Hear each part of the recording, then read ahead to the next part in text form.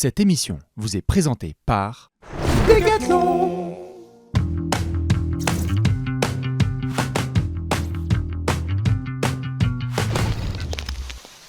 Top 10 actuel Unpopular Opinions. C'est lundi.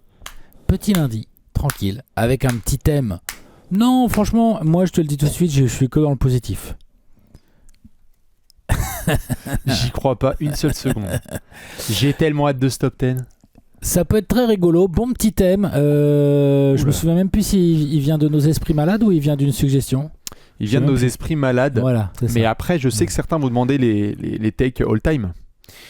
Parce que là, on est Allez, sur de l'actuel. unpopular opinion all time. Oui, là, c'est sûr que là, aujourd'hui, on se concentre sur des unpopular opinions, donc on va expliquer ce que c'est, mais qui concernent Actuel. des joueurs, des équipes ou des tendances ou des choses en tout cas qui se passent là actuellement ou qui sont pas tellement plus vieilles de 1 an ou 2 quoi. Après on peut voilà. On est d'accord. Mais en gros voilà les trucs de 2003 non, marche pas. Compliqué. On espère que vous allez bien. C'est lundi, le meilleur jour de la semaine. Le best day of the week. Best day of the week, exactement lui-même. Et on est en semaine de fête. On espère que vous allez bien, que Noël va bien se passer pour chacun d'entre vous, que vous êtes installés pour ce rendez-vous du lundi. On est là, bien évidemment. Certains ont peut-être déjà pu voir qu'il y a du Trash Talk Christmas Contest qui se lance aussi gentiment. Voilà, c'est toujours les semaines de fête. On se régale. C'est toujours les semaines de fête. De toute façon, on vous remettra tout ça dans les liens. On va faire de tout. Premier com ou je sais pas quoi. Absolument. Et donc, on va faire aujourd'hui un top 10 actuel des Unpopular Opinions. Alors certains ont tout de suite compris le concept en voyant intitulé et sont déjà sur les réseaux en train de dire moi je pense que, mais on va devoir expliquer ce que c'est parce qu'avant de parler de bouffe et de nos amis de Decathlon, Alex, quand on a parlé ensemble, les Unpopular Opinions, c'est quoi? C'est donc des opinions que vous avez vous et que quand vous les sortez, que ce soit dans vos soirées entre amis, dans vos dîners en ville, au bureau ou sur Twitter, eh ben, vous rencontrez pas mal d'opposition. Ça envoie du grave. Genre, il y a beaucoup de gens autour de vous qui vous regardent en mode... Tu sais que t'es seul sur ton île là. Dis-nous que tu regardes pas les matchs sans nous dire que tu regardes pas les matchs. C'est ce genre d'argument qui n'en est pas un d'ailleurs. Tu es un basketix. En tout cas, les gens vous regardent et vous disent « Waouh, qu'est-ce que c'est que ce délire ?» Ou pire, c'est le fameux mème avec les couteaux sous la gorge, où là, carrément, ça vous tombe dessus, ça vous agresse. Dans les deux cas, on est sur de l'opinion impopulaire. Absolument. Et donc, vous pouvez aussi participer parce que on a tous des takes sur le basket sur lesquels on est vraiment attaché fort, on y croit. Et tant pis si le reste de l'humanité n'est pas d'accord, on va devoir l'affirmer. Et donc, en cette semaine de fête, eh bien oui, Alex l'a dit, ça sera très positif. Mais il y aura aussi, moi je te préviens, le mood là, moi je vais envoyer du sang. J'ai envoyé du sale. Non, comme j'ai dit en début d'émission, moi, ça va être très tranquille, dans le positif, pas de provocation, juste du factuel. Toujours. As usual. De l'objectivité. Donc vous pouvez participer évidemment dans les commentaires. On va vous rappeler évidemment que vous pouvez balancer vos sujets et suggestions parce que la semaine prochaine, on sera peut-être sur du all-time si tout se passe bien pour finir cette année 2025 et débarquer en 2026. Et donc, je pense qu'on va pouvoir enchaîner. Allez. Et rappelez que tous les lundis, évidemment, vous les voyez. Ils sont ici, et ils sont là, et ils sont présents. Ce sont nos poteaux de Decathlon. Avec la paire d'Alexa. Hein. Ouais, tu nous mets ça évidemment à l'écran. Tu nous mets la paire d'Alexa en noir, la fameuse Canaveral. Absolument. Qui est une paire mid, comme on dit, dont non pas qu'elle soit mid dans le sens les Bulls, dans le sens mid mi-cheville. Tout à fait. Ça recouvre pas complètement toute la cheville, mais c'est pas non plus une basse. Voilà, 90 balles, je répète tous les lundis quasiment, mais honnêtement, c'est correct.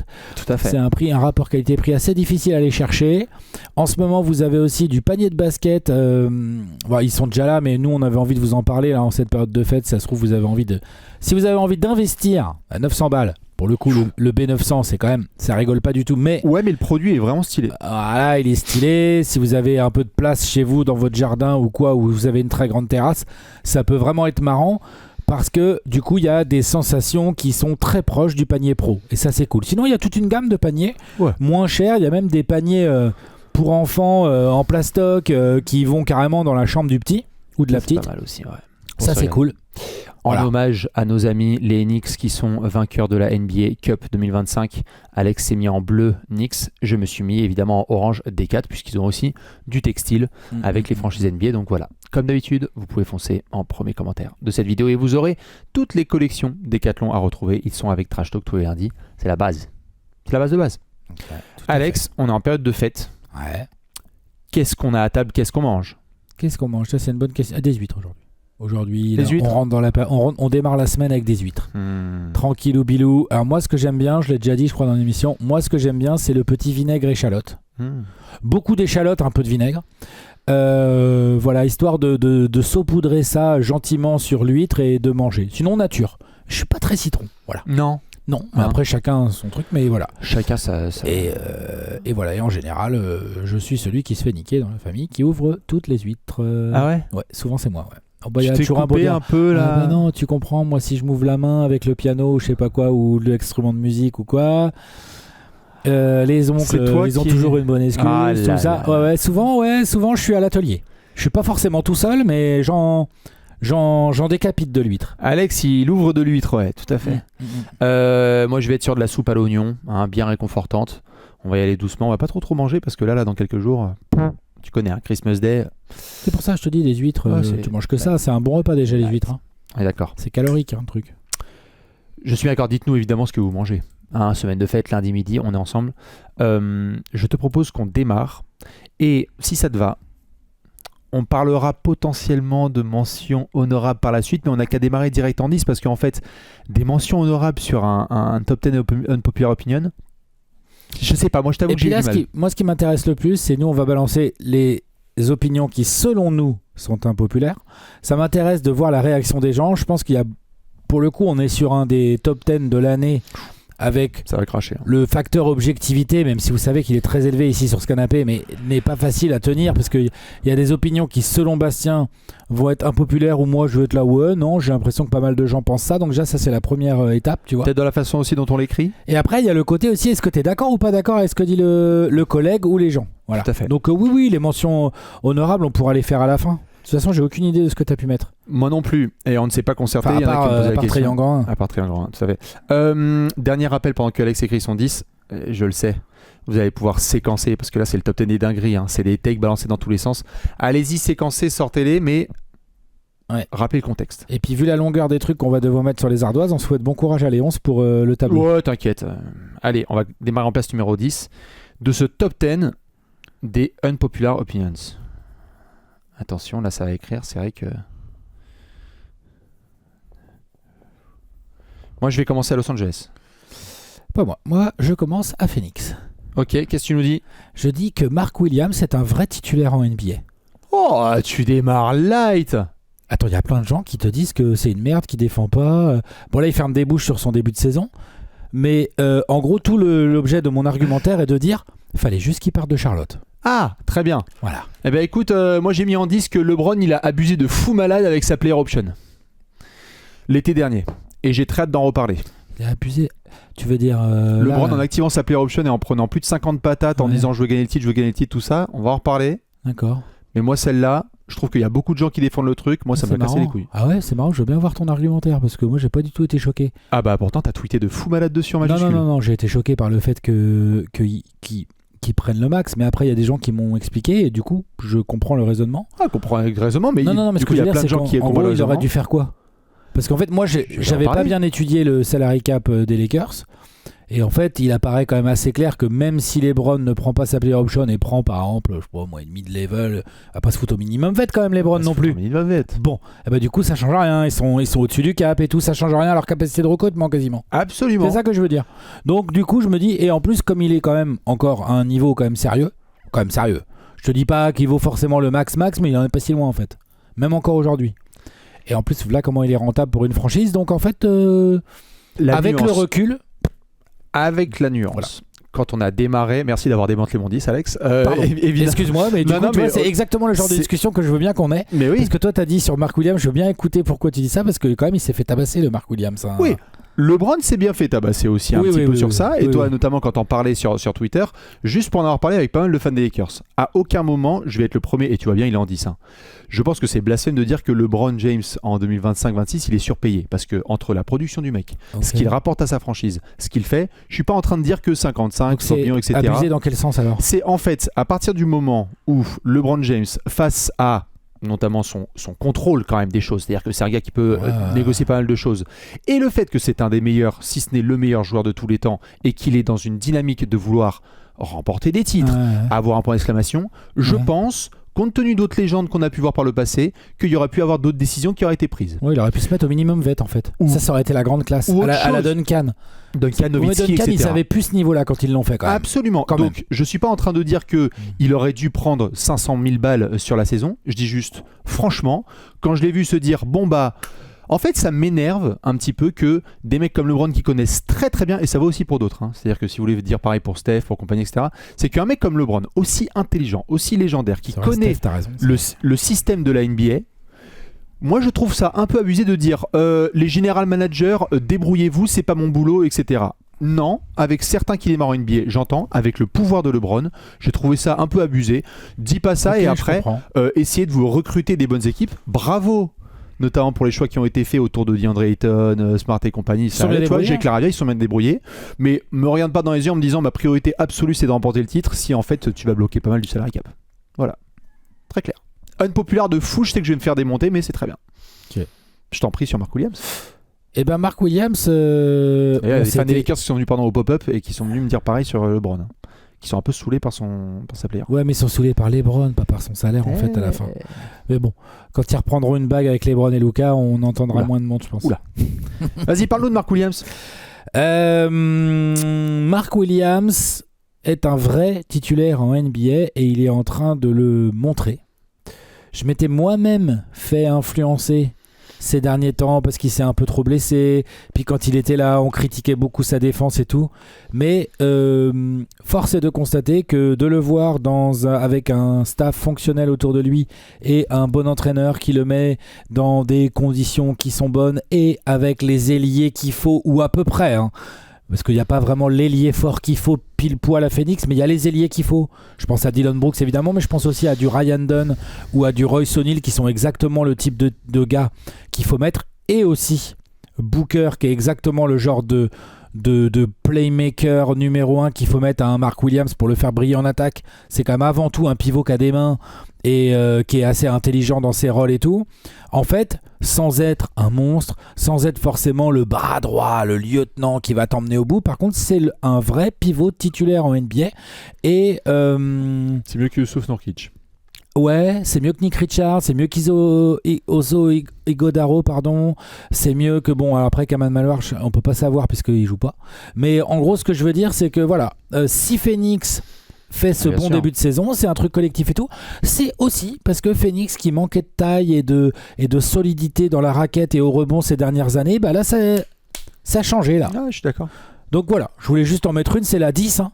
C'est un peu comme Dave, vous savez, ma petite wildcard, tout ça. Hein. Voilà. J'espère que t'as des trucs un peu plus pimentés quand même. Ouais, t'inquiète, j'ai des trucs un petit peu... S'il te plaît, hein. Je sais que c'est les fêtes et tout, et moi t'as vu, j'ai démarré pied au plancher. Hein. Ouais, c'est vrai, j'avoue. Attention. Je sais pas, on va voir. Ouais. Non, tu vois, il va nous faire un top 10 bien normand, bien... Non.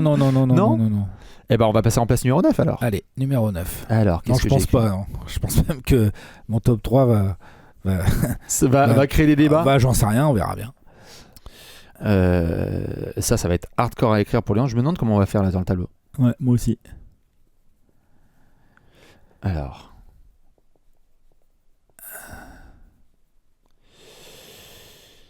Il fallait que j'écrive pendant 8 km quoi. On attend Bastien. Moi j'ai les Toi, t'as mis quoi ? Last 2 minute reports et la take, c'est pour le simple pour le tableau ça, c'est que les last 2 minute reports ça fait plus de mal que de bien en fait. Ouais. Vraiment. Ah bon ? Je peux comprendre. Plus de mal que de bien, mais genre vraiment en fait, je me demande même jusqu'à quel point ça devrait continuer d'être publié, vu que de toute façon les arbitres ne vont pas être sanctionnés, que en gros quand le last 2 minutes report confirme un coup de sifflet, à la limite c'est le cas où ils font un peu de bien parce qu'au moins ils appuient la décision d'un arbitre. Ok, il y avait bien faute, ils ont bien fait de la siffler, ou ok, il n'y avait pas faute et ils ont bien fait de ne pas siffler, bon, mais en fait c'est assez rare. Très souvent, avec tous les ralentis qu'on a aujourd'hui, quand on en arrive au last 2 minutes report, on se retrouve avec, pas des excuses parce que la NBA on a rien à battre, mais avec des ah bah oui, effectivement, alors les Chicago Bulls, je dis au hasard. On voit bien sur le tableau que vous êtes fait fister. Ouais, voilà, se sont fait enfler et forcément il n'y avait pas 3 lancers francs pour un tel. Et du coup, la justice, alors ouais. Du coup, les fans, ils ont le seum. Ça crée du ressentiment envers l'arbitrage, et le ressentiment envers l'arbitrage est de plus en plus développé sur les réseaux sociaux ces derniers temps, et ça je trouve ça vraiment dommage, et je pense que les last 2 minutes report en fait là où l'idée de départ était peut-être pas si conne, c'est-à-dire de publier des reports qui critiquent éventuellement l'arbitrage et qui rétablissent la vérité. Mais si tu rétablis la vérité sans jamais sanctionner les types qui ont fait de la merde, en fait, tu ne sers qu'à énerver les gens. Alors pourquoi le rendre public en fait ? Et alors dans ce cas-là, pourquoi le rendre public si derrière tu sanctionnes pas ? Pour moi, si tu rends public, c'est pour derrière pour dire bon, comment il s'appelle ? Foster, viens là Foster. Quand on avait dit. Voilà. Alors ce mois-ci, t'arbitres pas en NBA, mon pote. Désolé. On avait fait ça. Mais oui. Ou alors, désolé, mon poteau, mais les playoffs, ça sera sans toi cette année. Je ne sais pas quel genre de sanction il peut y avoir, mais en tout cas, clairement, Bastien lui voulait mettre un système de notation. Alors attention, on y va, au calme. Arbitre of the Year, on avait fait un top 10. Ce que je veux dire, c'est que autant je ne suis pas sûr sur un système de notation ou de sanction des arbitres, je demande à voir. Autant publier les last 2 minute reports. Et quand ils expriment un avis qui met en défaut la décision des arbitres, si tu fais rien derrière, tu énerves les joueurs, tu énerves le coach, tu énerves les fans, tout le monde se monte un peu contre les arbitres, ça fout la pression de ouf à l'arbitre au match d'après parce que le mec il a un last 2 minutes report, on sait qu'il a sifflé de la merde. Ah franchement, je comprends. Voilà, de la grosse merde. C'est de la grosse merde. Retirer le last 2 minute report, c'est de la grosse merde. Je me demande si c'est une populaire. Soit tu les retires. Je me demande si c'est une populaire. Je sais pas non plus. Je pense qu'il y a pas mal de gens qui vont. Il y a des gens qui vont être d'accord, il y a des gens qui vont pas être d'accord. Mais soit tu. En gros, moi, ce que je veux dire, c'est que soit tu les retires, soit tu vas au bout. Si le last 2 minutes report dit que l'arbitre a été mauvais, il doit y avoir un système de sanction. Une sanction, une pénalité ou quoi. Parce justice. Que tu ne vas pas pouvoir faire rejouer si c'est une fin de match ou quoi. Tu peux pas. Voilà. Puis sur le match suivant, tu vas pas dire tu démarres avec 3 lancés. Tu vas pas rendre la victoire aux Houston Rockets ou à je sais pas qui s'est fait enfler. Donc de toute façon, non, voilà. Je comprends. Toi t'as dit quoi ? J'ai pas vu. Eh bien en 9, j'ai mis stop la turlute sur les équipes nulles qui ont 150 pics de draft futurs. Alors moi je vais être extrêmement clair. Pas compris ça. Alors c'est très très simple. Tu vas vite comprendre. Vas-y. Cette espèce de incroyable que je vois dans tous les sens sur Sean Marks, incroyable, il a 257 pics de draft futurs et le Jazz, ils ont récupéré des pics. Je vais être extrêmement clair. Cette espèce de célébration là, des futurs pics de draft alors qu'il y a des équipes nulles qui ne savent pas drafter, ça sert à rien. Si tu sais pas drafter, ça sert à rien d'avoir 150 pics de draft futurs et qu'on en fasse une célébration. Il n'y a pas une semaine où il y a un podcast de l'avenir appartient à un tel parce qu'ils ont 2027, 2028, 2029. Non, je prends 1 milliard de fois une équipe qui a son pic du premier tour et du deuxième, mais qui sait bien travailler son scouting report vis-à-vis des jeunes. Ouais, je comprends. Plutôt que cette espèce de foire. Mais la foire en ce moment de... franchement, le pire, c'est Sean Marks. On en a eu, mais des tonnes sur Sean Marks en mode... Ouais, le mec... Avec Utah, c'est pareil. Les gars, ils ont 4... tu sais qu'à la prochaine draft, ils ont 4 futurs premiers tours. Ouais, ils ont drafté 4 mecs. Il y en a au moins 8 qui étaient meilleurs au premier tour. Parce que ton équipe de scouting, sait mal drafter et mal développer les joueurs. Ça me rend ouf. Cette espèce de truc de la monnaie des pics de draft est devenue incroyable. T'as vu, ils ont échangé ce joueur contre 5 futurs premiers tours. Eh oui, mais si tu sais pas bien utiliser tes premiers tours de draft, c'est nul. Donc moi, arrêtons, c'est unpopulaire, je le sais, mais arrêtons de dire... Avec le Thunder, par exemple, c'est bien, parce que c'est pour ça que j'ai mis les équipes nulles. L'équipe comme le Thunder, elle est forte, ils ont des pics de draft, ils savent très bien utiliser, donc ça va bien se passer. Mais franchement, pour les Nets et le Jazz, par exemple, ou d'autres comme ça, que j'ai vu, ça sert à rien. Je comprends pas parce que... ça sert à rien, il y en a plein. Tu penses qu'ils auraient pas dû prendre Ace Bailey en 5 ou 6 là, à la dernière draft là ? Je sais pas, mais leur bilan sur les dernières années, il est nul à chier. Il est pas très bon. On a dit, le Jazz, ils ont... Tu sais que en fait, c'est la phrase, le Jazz où les Nets contrôlent les 5 prochaines années de la draft. Ouais, non, mon gars, Sean Marks, on l'a vu, il a pris 5 ball handlers. Je souhaite bien du courage à Nolan, Igor Demin, etc. On va leur donner du temps à ces garçons. À sa décharge, après, je suis d'accord. Hein. À sa décharge, il avait rien de plus haut que le 8, je crois. Pour l'instant, il a pas ses propres pics à lui. Eh ben, il y a déjà des mecs, Derek Quinn en 13, qui étaient déjà en train de te demander si tu refais la draft, comment les Nets vont faire. Et on va voir comment ça va être pour Nolan Traoré, on va voir comment ça va être pour Igor Demin, on va voir comment ça va être pour Danny Wolf, etc. Je vois ce que tu veux dire. Mais franchement, à la limite, là, c'est les Nets. Ça a été pareil avec le Jazz. On va faire comment en fait avec le Jazz quand dans 3 ans on va revenir en arrière? On va faire, du coup, Taylor Hendricks. Kente George, ça va un petit peu mieux là. Taylor Hendricks, Bryce Sabo, machin. On va commencer à faire la liste de ces mecs, on va faire les redrafts et on va dire le Jazz, ils avaient 10 pics de draft sur 3 drafts du premier tour. Et ils ont fait que du caca alors qu'on disait bravo, vous avez les premiers tours. Et là où je te rejoins par contre, ça rend ouf. Et là où je te rejoins aussi, c'est le côté genre. En fait, quand les mecs ont beaucoup de pics de draft, qu'il y ait du déchet, bon, Ça arrive. C'est pas que ça arrive, c'est que c'est quasiment inévitable. C'est sûr. Le problème, c'est quand il n'y a rien de vraiment bien. Donc, par exemple, c'est pour ça que je te posais la question pour le Jazz, parce que Ace Bailey, on voit Keyonte George qui a un petit peu un bon petit bum. Donc on va voir ce qu'il va devenir comme joueur. Et puis Ace Bailey, c'est trop tôt pour le juger. Mais je suis d'accord avec toi. Sensabo, Taylor Hendricks, moi j'aimais bien. Bon, il s'est blessé, mais on verra. Tu vois, t'as parlé par exemple récemment. Cody Williams, moi j'aimais bien. Ça a l'air de puer quand même pas mal. T'as parlé récemment de Walker et t'as rendu Kessler. hommage. Bon, c'était bien Walker Kessler, mais il s'est blessé là, cette année. Pas mal, mais c'est bon. pas inintéressant. Ils l'ont eu en combien lui? Ils l'ont pas eu si haut. Hein, non, mais bon. Moi je pense que c'est plutôt une bien drafté en fait Walker Kessler, si je dis pas de conneries. Pourquoi pas, mais regarde, après les blessures, c'est un autre paramètre. Récemment, t'as rendu hommage, et moi je trouvais ça bien dans la vidéo des rookies, de Memphis qui souvent fait strike.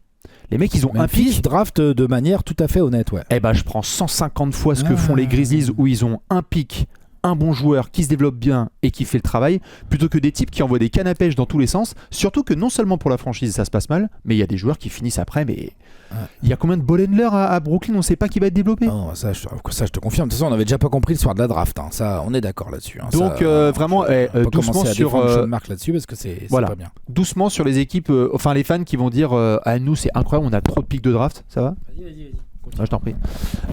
Sur un petit peu cette possession des pics de draft où je trouve qu'on en fait un petit peu trop. Il y a des équipes qui draftent très très bien au début de second tour ou en fin de premier et je trouve ça nettement meilleur. Voilà. Ok. Ce n'est que mon humble avis. On va passer en place numéro 8. Allez, ça démarre en place numéro 8. Là, c'est plus une prédiction. Après, les unpopular opinion, c'est pour en sortir 10, c'est déjà beaucoup, donc t'es obligé de démarrer un peu smooth, quoi. Ouais. Et de garder tes vrais trucs.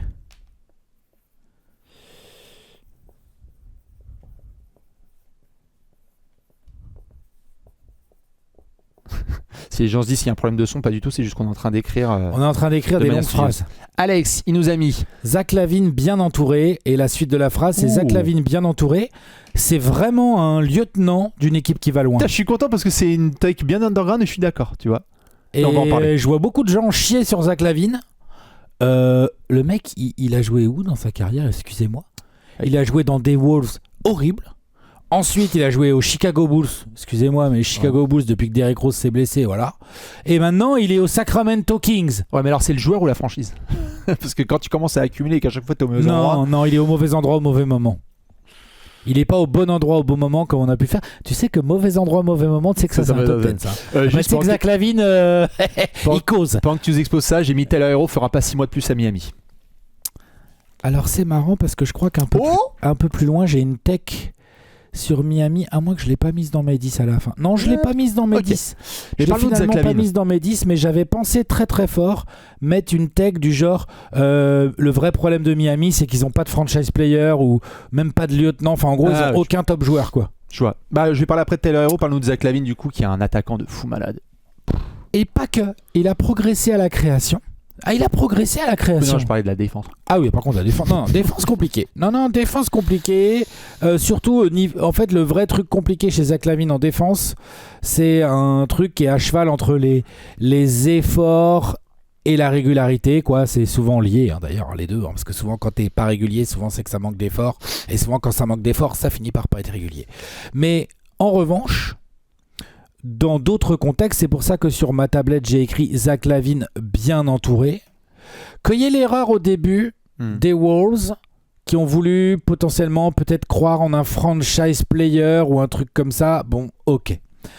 Mais par contre, à Chicago, on l'a mis dans un rôle qu'un costard qui était beaucoup trop grand pour lui. Il est devenu All-Star là-bas. Il est devenu All-Star, mais c'est un All-Star. Mais un All-Star n'est pas forcément un franchise player. Je suis d'accord. Ça se saurait, ça. Ouais. Tu vois, hein, on est d'accord. Et donc, je pense que il faut prendre Zach LaVine pour ce qu'il est. C'est pour moi un lieutenant. Et en revanche, ça sert à rien de lui chier dessus parce qu'il est souvent dans des projets qui merdent. Honnêtement, il a fait que subir. Hein. Ce sont des trades. Les Kings, c'était déjà dégueulasse avant Zach LaVine. Les Bulls, c'est pas à l'arrivée de Zach LaVine que ça s'est mis à partir en couille. Hein.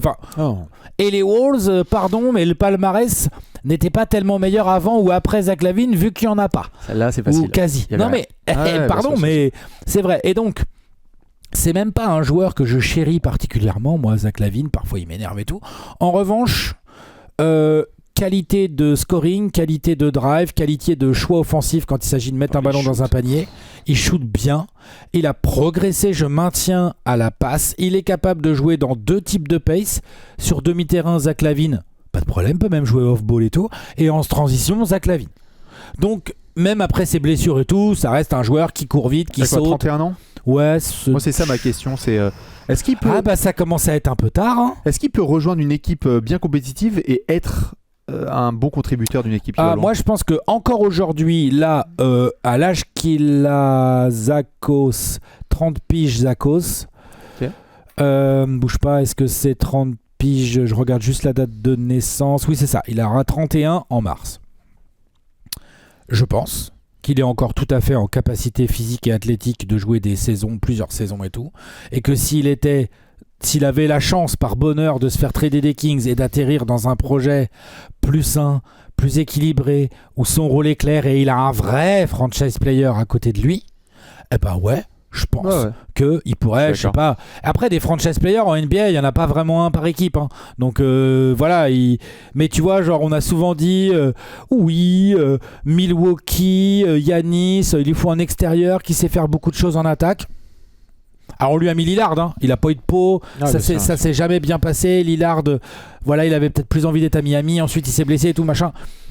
Un Zach LaVine à côté d'un franchise player pareil, il a jamais eu un franchise player comme ça. J'aime bien Karl Anthony Towns ou quoi, c'est quoi qu'il a eu à Chicago, DeMar DeRozan ou voilà. Non. Donc je sais pas moi, fous-le-moi à Dallas à la place d'un Kyrie Irving ou fous-le-moi à, je sais pas moi, à San Antonio à côté de Wemby. Voilà, il y a pas mal d'endroits, mais moi à Denver à la place de Jamal Murray, je dis pas qu'il est forcément plus fort que Jamal Murray, je dis que bonjour le meilleur contexte. Oui, je suis d'accord. Vous voyez ce que je veux dire? Ouais, ça j'aime bien. Voilà, donc bon. Je suis d'accord sur Zach LaVine, mais c'est vraiment une take qui parfois est un peu bizarre parce que disons que je trouve qu'on lui chie beaucoup dessus. Oui. Alors que y a sur la défense, allez-y. Sur le reste, pardon, mais regardons le contexte. Tyler Herro ne fera pas 6 mois de plus à Miami. Pour des raisons qui sont très simples. Alors, unpopular, c'est pas que le joueur est populaire, hein, enfin il l'a un petit peu, mais j'aime bien juste rappeler les contextes. Je pense que soit là, à la trade deadline, on peut avoir une dingue. Oui, parce que pas 6 mois de plus, ça veut dire quoi pour toi? C'est-à-dire il finit pas la saison à Miami, c'est ça que ça veut dire? Je pense que Miami n'ira pas jusqu'au titre. Et donc du coup à partir du mois de juin il va redevenir éligible, donc dans 6 mois on sera en juin, il peut redevenir, enfin je veux dire les transferts peuvent à nouveau, je comprends. Il n'y aura pas de free agency là. Tyler Herro est éligible à une extension, on en parle depuis cet été, il n'a pas eu d'extension avec le Heat. Je pense que le Heat avec le début de saison sans Tyler Herro, t'as la réintégration de Tyler Herro, joueur offensif très très doué assurément. Est-ce que si t'es le management de Miami, t'as envie de le payer comme une superstar? Je suis pas certain. Bah non, je suis sûr que non. Et je pense pas que t'as envie de le perdre contre Peanuts. Alors c'est pas là dans 3 mois qu'ils vont le perdre, hein. C'est pas dans 6 mois, je te laisse regarder le 8, il y a 2-3 options. Mais par contre, je pense que on a eu pendant des années, Tyler Herro ne sera pas intégré dans tel deal, contre Harden, contre Donovan Mitchell, contre Lillard, contre machin. Je pense que si le Heat doit faire un move pour s'en séparer, ce sera dans un transfert d'envergure. On a eu des rumeurs autour de Giannis, on a des rumeurs autour d'autres joueurs. Tu l'as sous les yeux, ouais? Il a une année encore derrière celle-ci. Il y a une année derrière. C'est pas une player option, rien du tout, hein, c'est du garanti. C'est garanti, c'est l'extension en sortie de contrat. Ils ont tous les moyens de le trader l'été prochain en amont de sa dernière année. Ou là, à la deadline, à 1 an et demi, on dit souvent que c'est le timing parfait. Je pense que là, à la trade deadline, je ne serais pas étonné qu'il soit trade. Et sinon, ce sera cet été où le Heat va se dire en fait, tu sais quoi, on l'a pas eu pour très très cher, la Norman Powell. On est bien content. Bah en fait, la distance entre Norman Powell et Tyler Herro, elle est peut-être pas si énorme que ça dans notre système de jeu nouveau là, tu vois. Et qu'en fait, Tyler Herro n'arrive pas à se faire au nouveau système mis en place par Expolstra et qu'en fait, ça devient compliqué. C'est une unpopular take parce que pour le moment, Tyler Herro, il n'y a pas la moindre rumeur sur un départ. Je pense qu'il faut s'attendre à un potentiel transfert de Tyler Herro entre maintenant et fin juin. Voilà. Okay. On va pouvoir se placer en place numéro 7. Okay. En 7. Là, par contre, je vais créer, je pense, une déflagration. Peut-être. Ah bon? Ouais. Ce point-là? Oui. Enfin, tu vas me dire. J'ai hâte de voir ta tête.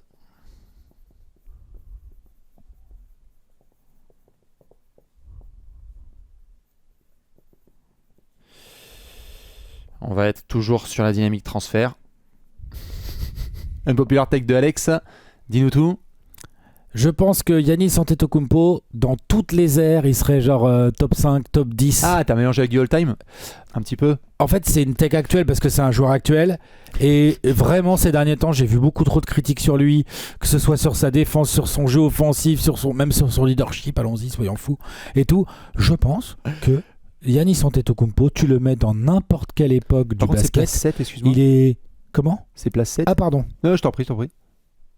Je crois que c'est 7, tu vas me dire. Hein. Ouais, c'est 7. Oui, que en toutes circonstances, dans toutes les ères...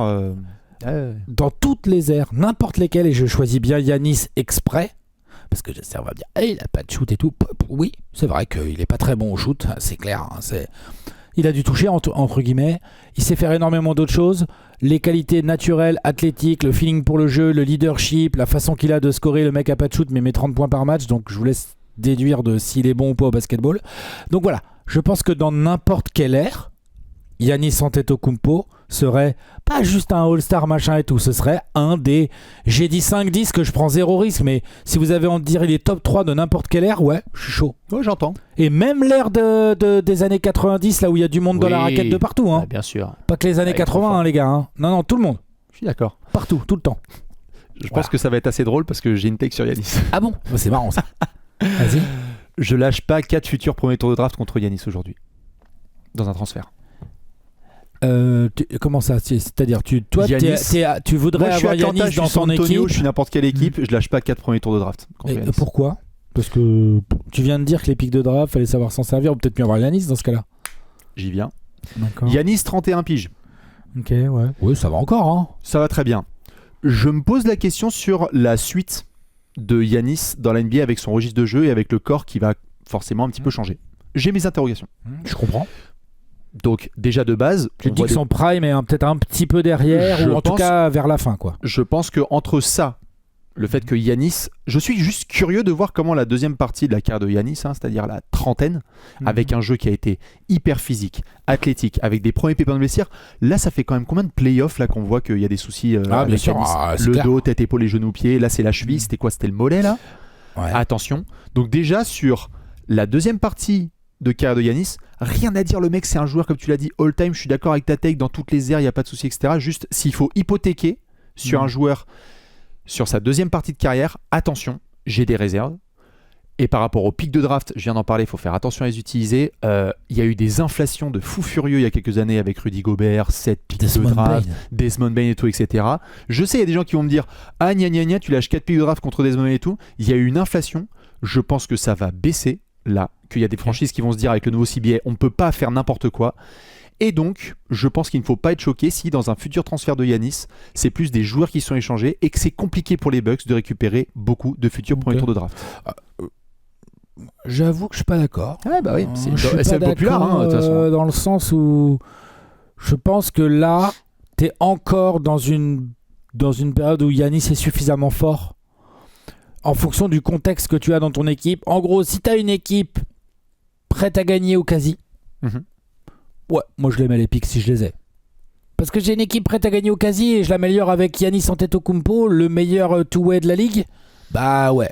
Le joueur est trop fort, je reviens pas sur le niveau. Je parle de la quantité de choses qui sont données en échange. Et je trouve qu'il y a eu ces dernières années du pic dans... Mais t'as vu Desmond Bane, ce qu'on a dit ? Ah non, mais attends, tu vas pas me foutre Desmond Bane et Giannis Antetokounmpo dans le même sac quand même. Bah, il y a eu 4 pics contre Desmond Bane. Mais... Je pense que les gens font souvent, tu sais, il y a eu 7 pour Gobert, il va en avoir 28 pour Luka Doncic. Bah, Luka Doncic, il y a eu combien de pics de draft échangés contre Luka Doncic ? Oui, mais là tu dis je donne pas 4 pics pour Giannis. Moi je donne 4 pics pour Giannis sans problème, sauf si je suis une équipe qui est très loin d'y être, quoi. Genre je pense que ça sert à rien que les Nets fassent ça, tu vois ce que je veux dire ? J'entends. Mais par contre, les Spurs, ou je le fais pas. Non, mais toi, non, mais on verra ce que va faire le management des Spurs. Ou je sais pas, moi. Les Hawks, moi je le fais pas. Les Hawks, ou quelle autre équipe pourrait tenter ? Les Pistons, j'en sais rien. Enfin, tu sais, une équipe qui est là, qui est solide, qui commence à être vraiment compétitive et qui se dit oh, on a les pics, on a des cap fillers, on le fait, on tente Giannis. J'entends. Moi, je le comprendrais dans le sens où pour revenir à ton unpopular opinion précédente, où la précédente, c'est-à-dire celle sur que tu as dit là où ça sert à rien de se branler. Attention à sur les équipes nulles qui ont plein de pics de draft. Il y a aussi ces équipes nulles là qui ont plein de pics de draft. Il y a un moment donné aussi où elles draftent trop de joueurs d'un coup. C'est-à-dire que là où le Thunder a été incroyable, où les Warriors ont été incroyables, parce que les Warriors, leur dynastie, elle est construite pas que, mais à coup de pics de draft. Des très bons pics de draft. Des très bonnes drafts. Forcément top 3. Ouais. Pas forcément, mais qui sont relativement hauts quand même. Curry, c'est un 7. Draymond, c'est un second tour. Oui, Clay, voilà, c'est en sortie de top 10. Oui, mais mais tu vois, t'as quand même des mecs qui sont correctement ils ont bien drafté, c'est ça que je veux dire. Ouais.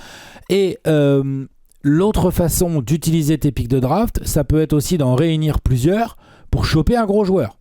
Et après, c'est comme on sait que la NBA, genre le long terme, ça n'existe pas ou quasi pas, pourquoi pas te dire, ok, je lâche 2-3 cap fillers. Cap fillers, c'est des joueurs pas très importants dans ton effectif ou importants un petit peu, mais qui ont des salaires qui font le match parce que Giannis, il faut quand même matcher le salaire.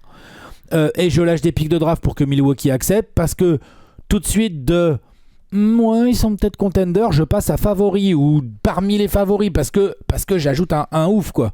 Unpopular opinion, je me pose des questions sur comment ça va se passer avec Giannis sur la seconde partie de carrière.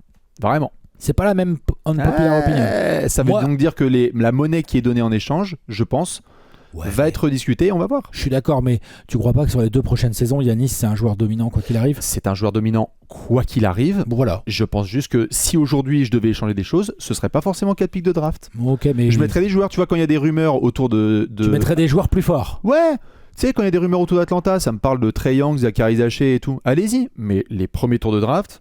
Non, mais si tu lâches Trae Young, t'as pas besoin de mettre 4 premiers tours, a priori. Parce que tu lâches Trae Young quand même. Non, tu lâches Trae Young, tout à fait. Et donc, je vois par rapport aux Spurs, pareil, des rumeurs de est-ce qu'il faut lâcher tel et tel et tel joueur ? Je préfère mettre plein de joueurs. Je veux pas que les gens se retrouvent dans des situations comme les Clippers où t'as tout lâché pour du Paul George, t'as hypothéqué ton avenir. C'est trop important, les premiers tours de draft. Vraiment. C'est trop important et je trouve qu'il y a des franchises NBA qui les balancent à plus qu'au savoir en foutre. Vraiment. Non, mais on va voir avec Desmond Bane. Hein. Mais moi, ça m'a choqué. Ah, Desmond Bane, pour moi, attention, parce que c'est quand même pas du tout, même si le fit semblait bon. Niveau, hein. Mais pour moi, c'est pas du tout dans la catégorie de Giannis. Ils ont fait ça pour une 3e option. Mais donc, on va lâcher combien contre Giannis, par exemple ? Alors, c'est pour ça que je relève ton 4. 9. Parce que moi, 4, en fonction de ce que c'est, des swaps qu'il y a dedans et des joueurs que je donne, pour 2 ans je te dis 4 de Giannis protégés, dominant, tu vois. C'est les 4 non protégés. Ah non, ça, moi. Je serais pas si choqué que ça. Après, ça se trouve, personne va vouloir le faire. Hein. Je vois ta réaction et ça veut dire que c'est unpopular. Donc, ça veut dire que normalement, je suis pas mal dans le côté pas du tout en accord avec le reste des gens. En place numéro 6. En numéro 6. Allez, Alex, jeu du piquant, là, renvoie. Là. On est tous d'accord sur la Ah bon ? C'est quand même un joueur fort dans toutes les airs. Et Last 2 Minute Report, c'était bien, non ? Ça, c'est pas mal. Bon. Allez.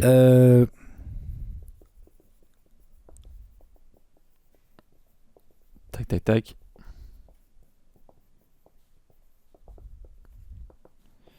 Qu'est-ce que tu nous as écrit, J'ai Alex ? une petite tech autour des Knicks. Alors ? Pour moi, ces Knicks jouent bien mieux qu'avec Thibodeau. Oh bah quand même, ouais.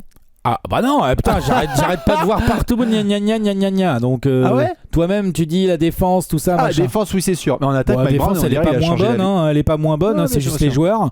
Même Thibodeau, il pouvait rien y faire. Par contre, en attaque, c'est bien meilleur. C'est beaucoup plus varié. Il y a un bien meilleur jeu collectif. Le ballon circule mieux. On est moins dépendant de ISO Brunson. Même, tu as Jalen Brunson dans ton équipe, de temps en temps tu as des phases d'ISO, mais on le voit plus sans ballon, on voit le ballon qui tourne différemment. Mike Brown va beaucoup plus loin dans son banc. Bon, ça allait plus loin dans le banc que Thibodeau, mais voilà, Tyler Colley qui joue, il peut. Donc soi-disant que Thibodeau il avait pas de banc, en fait s'il en avait un, juste il le faisait pas jouer. Après il y a eu des recrutements malins qui l'aident, donc Jordan Clarkson c'était assez malin, c'est un joueur de banc pratique à utiliser, il n'utilise pas Gershon Yabusele, bon. Ok, bon, c'est comme ça, mais bon. C'est comme ça, ça nous énerve nous en tant que Cocorico, mais c'est lui le coach, il fait ce qu'il veut. Il utilise Hugh Porty que Thibodeau utilisait peu, si ma mémoire est bonne. Un tout petit peu, ouais. Ouais, là il l'utilise plus.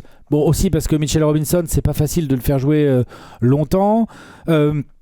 Donc j'aime bien les rotations qui sont proposées, j'aime bien le système de jeu. On sent que c'est un travail en cours d'apprentissage. Je pense vraiment que ces Knicks jouent mieux. Je pense vraiment... si tu veux que je push, je pense vraiment que c'est eux la meilleure équipe de l'Est, et que ça va se voir fort en playoff. Ouais. Mais genre fort. S'ils vont pas en finale NBA, là, on est qu'en décembre, mais s'ils vont pas en finale NBA, je vais être genre, ah putain, merde, qui c'est qui les a sortis alors ? Les Raptors, putain, bien joué. Ah non, mais c'est sûr. Moi, je me demande à quel point il y a des gens, je pense qu'il y en aura beaucoup qui vont être d'accord avec toi. Les fans des Knicks, j'espère. Ah bah oui. Et donc du coup, populaire, on va voir. Un populaire en dehors des fans des Knicks, oui, c'est ça, peut-être.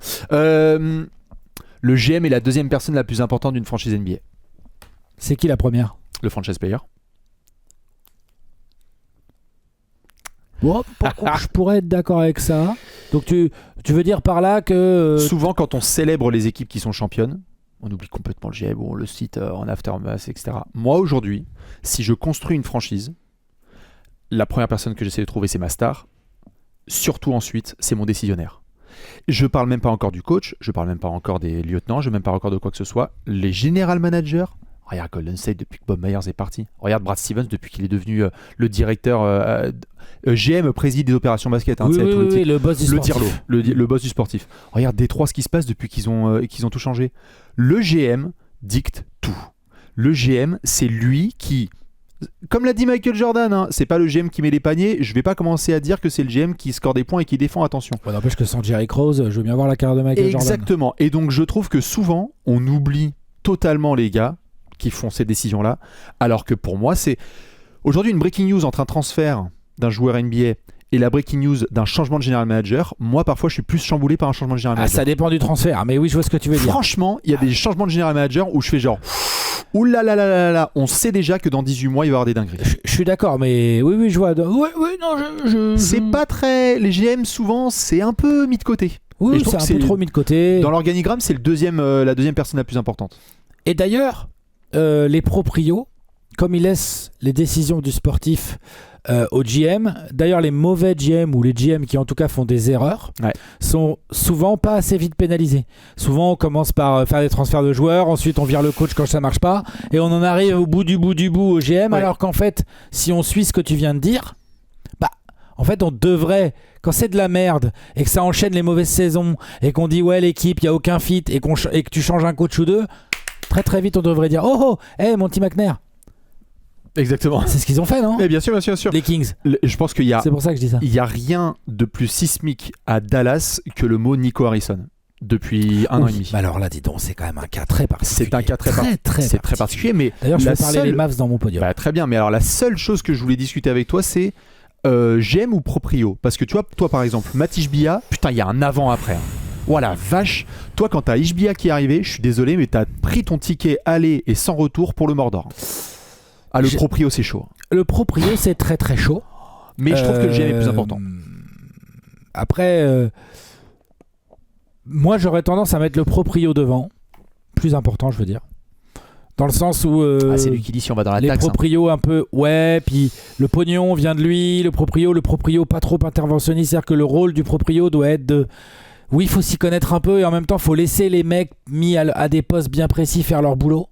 Tu vois, donc moi ce que j'ai pas trop aimé chez Matt Ishbia par exemple en tant que fan des Suns, c'est le côté genre il arrive en mode très sûr de lui et faut y aller, faut pas perdre de temps et tout, et on se retrouve alors le coup sur Durant, je suis là, je fais bon ok, il envoie des joueurs que j'aime bien, mais putain il me fait venir Kevin Durant quoi, j'étais là genre ok bon Kevin Durant quoi, c'est quand même un monstre. Bien sûr. Après le trade pour Bradley Beal, alors ça voilà l'enfer, c'est peut-être qu'il fallait se débarrasser de Chris Paul, enfin voilà, il y a eu pas mal de petites erreurs comme ça qui ont coûté très très cher. Changement de coach un peu précipité. Enfin, il y a eu pas mal de choses. Donc le proprio c'est très important également. Moi j'aurais tendance à mettre le proprio plus important que le GM. Mais bon, c'est un petit peu mon clin d'œil vers la rengaine que j'avais balancé, tu sais, sur Twitter de si vous avez un bon proprio ou un bon GM, vous dormez bien. Hein, plus que d'avoir une star. Parce que vous pouvez avoir une star NBA si le GM est nul à chier. Ça sert à rien de rêver. Place numéro 5. Ta-da-da.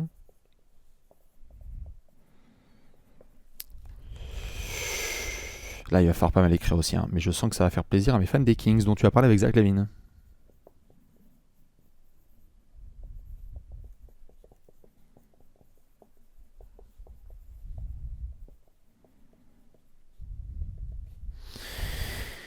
Allez, je vais envoyer du sel, t'es prêt ? Vas-y. Place numéro 5, Domantas Sabonis dans une équipe sérieuse, c'est un backup.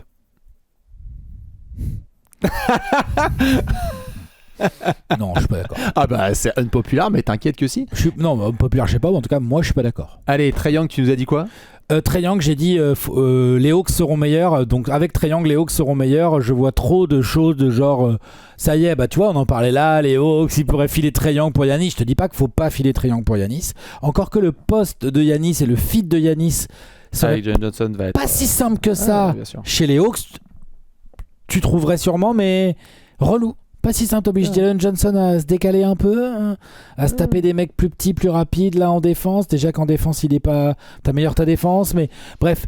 Moi, je fais partie de ceux qui pensent que Trae Young a trop de gens qui l'aiment pas, il énerve trop de gens et tout. J'avoue que même si ces derniers temps il y a des blessures frustrantes qui tombent au mauvais moment, pardon, mais ça peut arriver, c'est déjà arrivé dans la carrière de très gros joueurs. Je pense que malgré ce que certaines datas ou ce que certaines bouches pourraient raconter, je pense que Trae Young est quand même assez sous-coté ces derniers temps et que les Hawks doivent absolument faire l'effort de se demander, ok, là il a été blessé, on a vu ce que pouvaient donner Nickeil Alexander-Walker et Dyson Daniels en duo. On a vu quand tu fais full responsabilité à Jalen Johnson que c'est un All-Star. Comment on fait pour réintégrer Trae Young et que ça marche avec cette rotation où il faudra remettre certainement Nickeil Alexander-Walker sur le banc? Ça va, c'est pas non plus, tu vois, genre c'est pas inenvisageable, je trouve. Et tu fais marcher ton front de courte comme il est là. Et comment on fait pour faire fonctionner ça avec Trae Young? Parce qu'il va nous apporter deux choses hallucinantes et très importante et que toutes les équipes NBA n'ont pas forcément. Gestion de money time. Je pense que là c'est un peu un truc qui manque en ce moment aux Hawks en tout cas. Oui. Vraiment. Oui. Gestion de money time et palette offensive infinie depuis le backcourt où il n'y a aucun autre joueur à Atlanta qui a ça. Même si Jalen Johnson commence à vraiment avancer, il n'y a aucun autre joueur qui a la palette offensive vraiment de Trae Young. Donc, chez les Hawks. Donc, je pense que je vois trop de petites rumeurs, trop de trucs, est-ce qu'il devrait le garder et tout. Oui, faut le garder, oui. C'est le meilleur joueur d'Atlanta depuis... Ah, bien sûr. Depuis combien de temps, honnêtement? Depuis Joe Johnson. Bien sûr. Tu vois. Et encore, je pense qu'il peut même prétendre à finir sa carrière avec un niveau de jeu ou une régularité supérieure à ce que Joe Johnson avait à Atlanta. Est-ce qu'il aura l'occasion de montrer pendant longtemps qu'ils sont meilleurs avec lui? Ça, c'est la question. En fait, je serais... Qu'ils le finissent par le trader, je pourrais le comprendre. Je serais déçu avec l'expérience qui vient de se passer là sans lui et Jalen Johnson, où les Hawks sont bien joués, mais les résultats comptables ne sont pas non plus y a pas de révolution, à tomber par terre. Ils sont pas top 3 de l'Est. Ça te fait juste réfléchir à quel point tu le prolonges et à quel prix. Voilà. À quel point et à quel prix tu le prolonges, ça peut être une discussion. En revanche, le côté modé d'échange et tout. S'ils ont vraiment un trade où ils ont un joueur meilleur que Trae Young dans le trade, ça se regarde. Mais il n'y en a pas 150 000 en fait. Je fais confiance à Onsi Salem. C'est ça que je veux dire. Il n'y en a pas 150 000. Deuxième personne la plus importante. Et je serais déçu qu'ils essayent pas en fait de jouer avec Trae Young. Et ils vont essayer avec Trae Young, je pense que ça va le faire. Je sais pas, à la deadline ça arrive vite. Eh ben on va parler de Domantas Sabonis. Alors celle-là, je sais qu'elle pique. Je sais, et c'est unpopular. Alex, c'est le but de ce top 10. Ah bon? C'est unpopular. D'accord, ok. Oui, mais faut que tu y crois quand même. Genre là, tu y crois à ça. Moi, je te prends 10 pivots là aujourd'hui dans une équipe où on joue les playoffs. Je te prends 10 pivots devant Sabonis tranquille. Mais 10 tranquillement. Jokic, Sengun. Ouais. Je peux même discuter si tu veux Karl Anthony Towns, il n'y a pas de problème. Et encore, tu peux discuter. C'est différent. C'est différent dur à comparer. Tu sais quoi, et en défense, c'est pareil. Miles Turner, je vais aller loin, je le prends devant. Pas moi. Si. Pas moi. Sabonis aujourd'hui. Bam Adebayo. Bam Adebayo, je le prends. Cherche les pivots là. Victor Wembanyama. Oui, évidemment. On peut le prendre. Okay. On va aller du côté de... Qui c'est que tu prends? Pivot, des vrais postes 5. Pas les ailiers forts qui jouent ça. Moi, je prends Anthony Davis devant. Moi, je le mets pivot. Anthony Davis, on prend. Après, c'est un ailier fort aussi, mais allez. Ok, très bien. Je peux entendre discussion si tu vas loin avec Rudy Gobert. Si tu vas loin. J'ai bien dit dans une équipe sérieuse. Et vraiment, Sabonis, je vais être très très clair. Là, on n'a pas 10. Je peux continuer jusqu'à 10 si tu veux. Si tu veux qu'on aille du côté de... qu'est-ce qu'on a C'est pas si simple. Oklahoma City, je te prends et Holmgren et Hartenstein. Evan Mobley, tu peux me le mettre en 5, il n'y a pas de souci, si tu veux. Non mais ok. Alors, New Orleans, je te prends Derrick Queen. Donc toi, c'est quoi? C'est la défense qui t'énerve? En fait, Domantas Sabonis, c'est quoi le problème? C'est un joueur fort qui fait des super stats dans une équipe qui ne va généralement pas très loin. Ouais, c'est clair. Il a fait quoi? Un tour de playoff une fois, c'est tout. Et c'est un super coéquipier qui fait des super écrans, qui a un QI basket de fou malade et qui va se défoncer à chaque fois pour son équipe. Juste, on avait fait même le débat Hartenstein versus Sabonis. Moi aujourd'hui, je sais très bien qui je prends en pivot pour aller loin. Pour aller loin. Si tu prends le meilleur joueur individuellement, Sabonis, il éclate ces gars-là. Tu crois vraiment que le Thunder... Excuse-moi, je te pose une question. Le Thunder, tu leur mets Sabonis en pivot, tu crois qu'ils sont pas... Tu te fais beaucoup plus ouvrir. Tu te fais plus ouvrir, mais tu crois qu'ils sont vraiment tellement moins forts? C'est pas dans ce sens-là, c'est que je peux prendre des pivots pour aller loin qui vont être meilleurs, d'où la comparaison avec Hartenstein. Moi, je pense que Sabonis aujourd'hui, si tu le mets pivot titulaire de ton équipe, tu te fais ouvrir en permanence. Et ça a certaines limitations aussi offensives, parce que joueur incroyable à la passe, et aussi pour les boxer rebonds offensifs et à les créer pour lui-même, mais c'est pas un joueur qui va stretch énormément. Ça va être un point center à la Jokic qui va pouvoir bien faire distribuer. Non, je suis d'accord. Mais c'est un système particulier autour de Sabonis. C'est difficile comme joueur. C'est pour ça que je te demandais si c'était plutôt l'attaque ou la défense. Que tu as des gens qui critiquent beaucoup les défense... attaques que tu es obligé de mettre en place autour de Sabonis. Non, parce que le mec a un passing game de fou et que donc il rentre dans ces discussions. Mais honnêtement, je parle bien dans une équipe sérieuse. Je pense que si là on devait jouer des finales NBA, il y a des équipes, elles voient Sabonis sur le terrain, elles disent les gars, match-up, on y va, on attaque dans tous les sens et on sait que ça va être une mismatch. Et donc tu es obligé de finir sur le banc. Et le nombre de pivots qui peuvent être sur un terrain de basket et bien défendre et pas être une liability devant Sabonis en NBA, c'est qu'il y en a un paquet. Il y en a un paquet.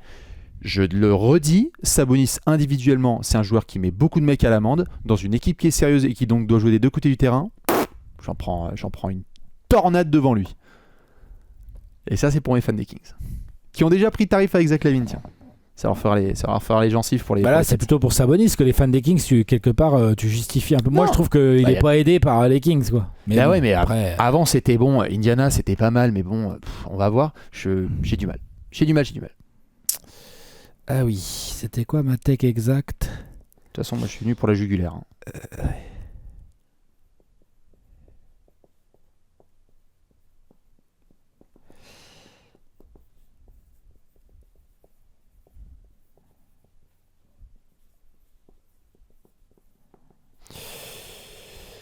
Alex, en place numéro 4. Qu'est-ce que tu nous as mis ?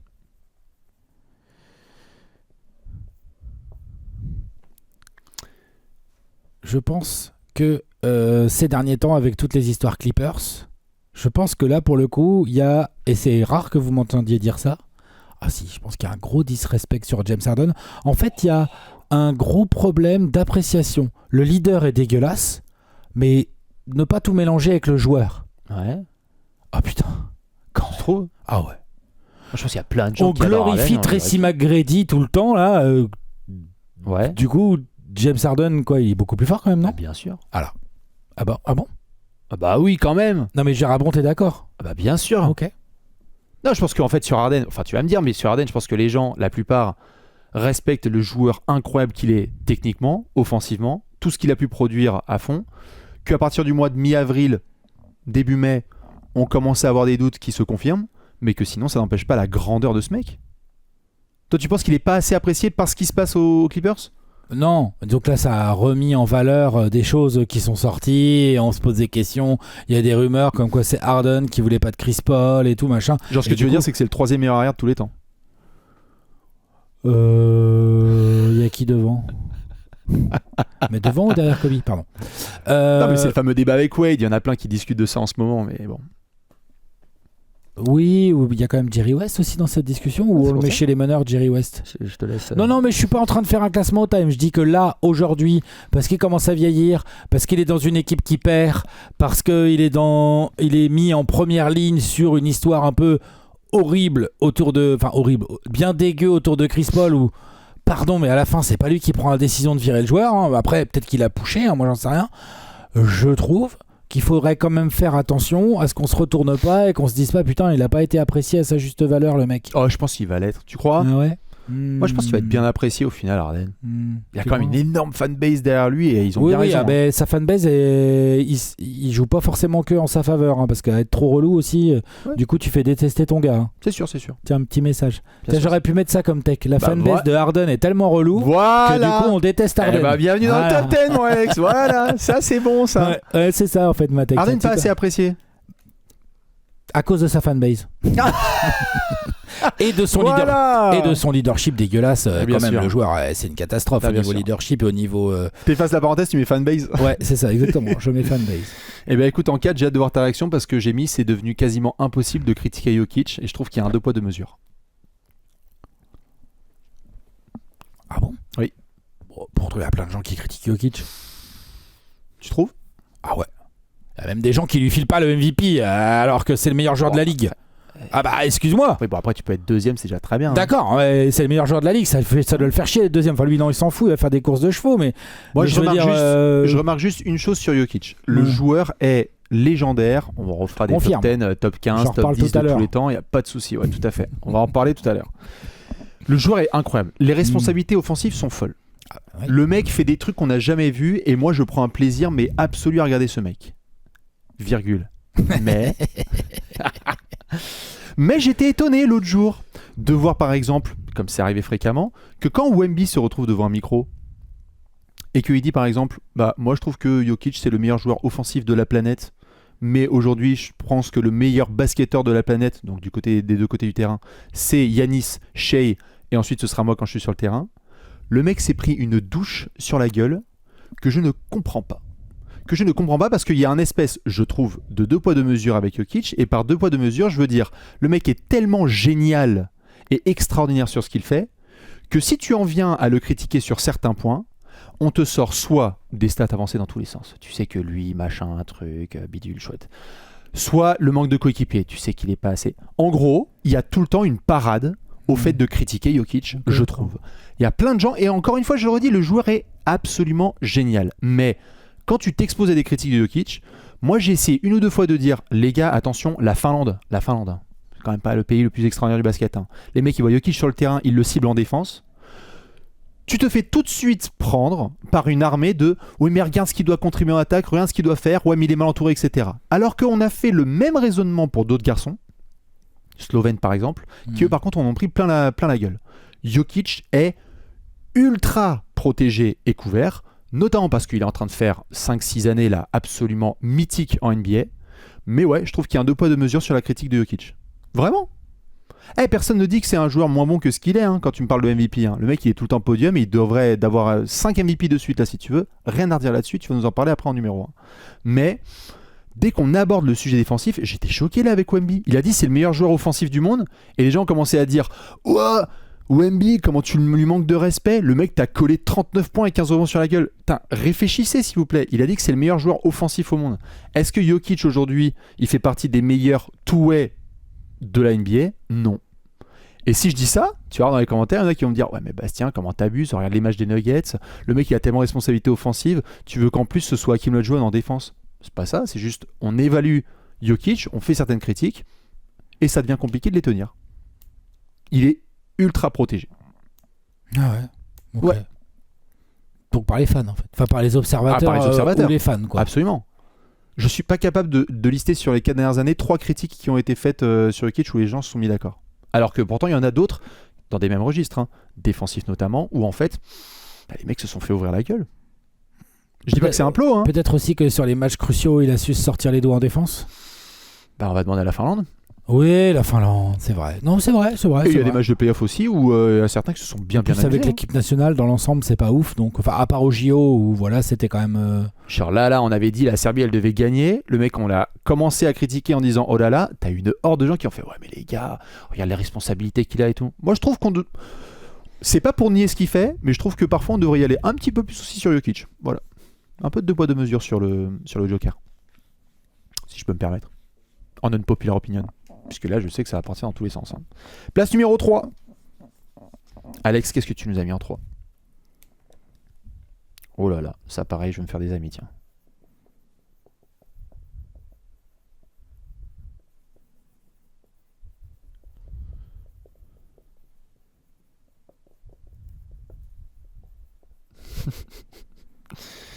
Ça va être pour ma Dub Nation.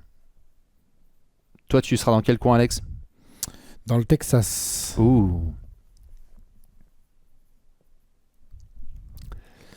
Les Mavs doivent aller au bout du projet Harrison.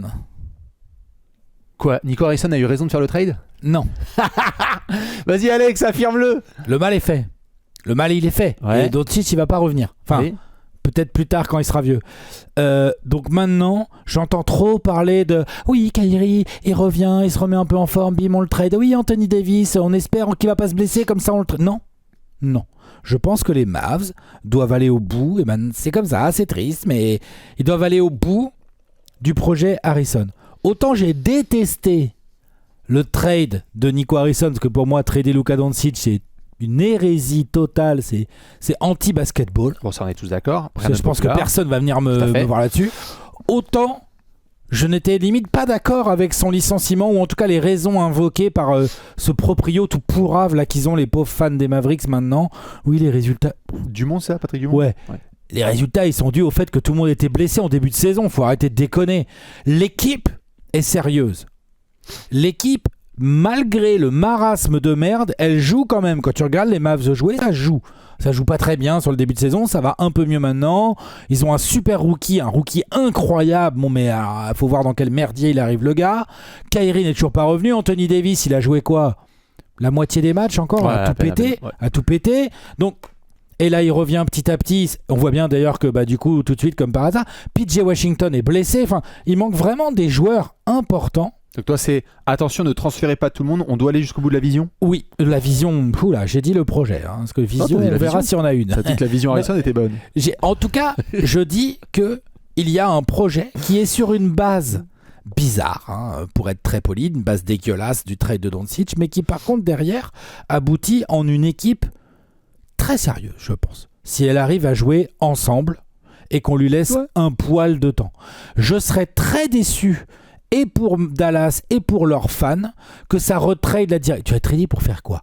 Tu auras des joueurs moins bons, tu vas peut-être gratter des pics de draft ou quoi. Là, tu as une équipe pour jouer. Hein. Tu penses qu'il n'y a pas beaucoup de gens qui sont d'accord avec toi?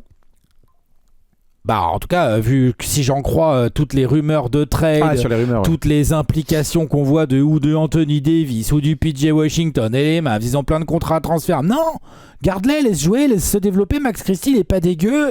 Laisse comment il s'appelle, le frérot canadien, là, Ryan Nembhard. C'est un bon backup à venir pour un Kyrie qui reviendrait. Bien sûr. Il peut avoir du temps de jeu. Du coup, t'as ça. T'as Klay Thompson qui commence à rentrer quelques tirs. Ensuite, t'as un front de courte, honnêtement, qui peut être considéré parmi les tout bons fronts de courte de la ligue, entre le rookie flag, entre des PJ Washington, des Anthony Davis, des Gafford qui sortent du banc, ou comment il s'appelle, Najee Marshall, tu vois, ce genre de joueur. T'as un vrai effectif, hein. En fait, la t'as take, un vrai coach. Si je comprends bien, la take, c'est Dallas doit faire 0 transfert à Denver. 0, rien touché. Ok, c'est ça. On y va, on joue. Okay. Kyrie Irving revient, on soigne bien comme il faut Anthony Davis. Au passage, Anthony Davis, je trouve qu'on le sous-cote beaucoup trop. Ah, mais c'est l'extension de contrat là. Non, mais on le sous-cote beaucoup trop. Il génère beaucoup trop de commentaires et d'attitudes négatives par rapport à ses blessures. C'est énervant, c'est sûr, mais c'est quoi, les gens, ils croient qu'Anthony Davis il fait exprès de se blesser? Non. Ils croient qu'Anthony Davis il travaille pas? Non, mais tu vois, genre. C'est juste que les gens veulent pas investir à fond sur Anthony Davis parce qu'il y a marqué littéralement sur la boîte, attention, fragile. Oui, bon, mais ça, qui ne le sait pas? C'est différent. C'est ça qui rend fou les gens. En fait, Anthony Davis, Anthony Davis, bientôt, c'est un vulgaire role player. Faut arrêter de déconner. Non, faut être sur le parquet. Exactement. Et donc. Et oui, il y a un problème, Anthony Davis, au niveau des blessures. Kyrie, d'ailleurs, il s'est pas mal blessé pendant toute sa carrière. Kyrie se fait beaucoup moins taillader que Anthony Davis. Pourtant, Kyrie, il a été blessé à des mauvais moments. Je peux te dire, dans sa carrière, Kyrie... Bref, je veux pas faire des what if parce que je crois qu'on a déjà fait une vidéo récemment là-dessus. Mais si Kyrie se blesse pas au final 2015... Ah oui, je peux te dire qu'il y a 4-3, hein, bravo. Non, mais les finales 2015, si Kyrie se blesse pas, c'est pas Game 1 qui se blesse? Si, c'est Game 1. Bon, bref. Voilà. Très bien. Vu qu'il paraît qu'en plus Steph Curry c'est son petit. Je vais y venir là sur Steph. Mais en tout cas, voilà. Moi, je pense que les Mavs devraient absolument rien toucher. Rien. Pas de deadline, rien du tout. Éventuellement un micro-move à la marge, je vois même pas lequel, mais allez, si... Non, même pas, parce que finalement avec la blessure de Lively, je pense que d'avoir Gafford, c'est quand même pour le coup, du coup c'est bien, tu vois. Donc allez, Dwight Powell éventuellement là, qui est encore là, mais qu'est-ce que tu vas obtenir? Enfin, est-ce que vous faites un transfert avec les Mavs ou rien? Faut aller au bout. Celle-là, j'avoue, le mal il est fait. Le mal il est fait, tu pourras plus rien faire. Moi je nettoierai. Pour moi faire des trades, c'est genre ça a pissé le sang bien fort, t'as mis un petit pansement et tout, c'est en train de cicatriser et là toi tu vas réouvrir un peu le merdier. Les pleins pouvoirs. Les pleins pouvoirs au Cooper Flag, on nettoie la table. Mais je comprends.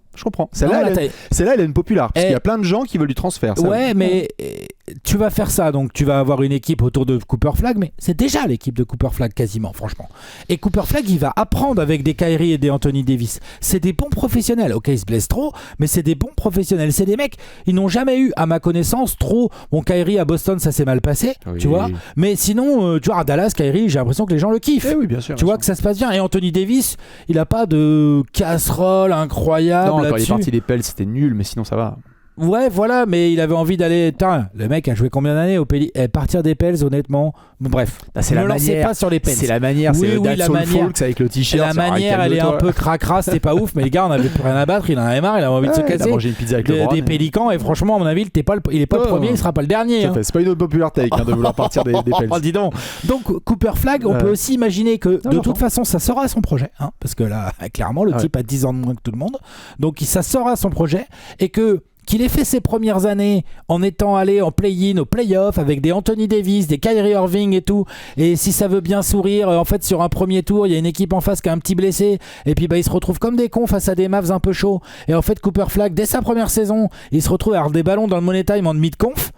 Moi je pense que pour la suite c'est pas dégueu non plus si t'as un projet Cooper Flagg, il est là de toute façon Cooper Flagg, hein. Non, faut rien toucher, allez on va au bout du projet Harrison. Ça va, ça te plaît ça? Très bien. Alex il a dit on suit Nico Harrison, on y va à fond. Moi j'en ai une très belle pour toi en place numéro 3. Vas-y. Steve Kerr sans Stephen Curry, c'est Scott Brooks. Steve Kerr sans Stephen Curry, c'est Scott Brooks. C'est avec des bagues en tant que joueur. Parce que t'as vu, on a fait les bons endroits au bon Scott moment. Brooks il a été champion avec les Rockets. Hein.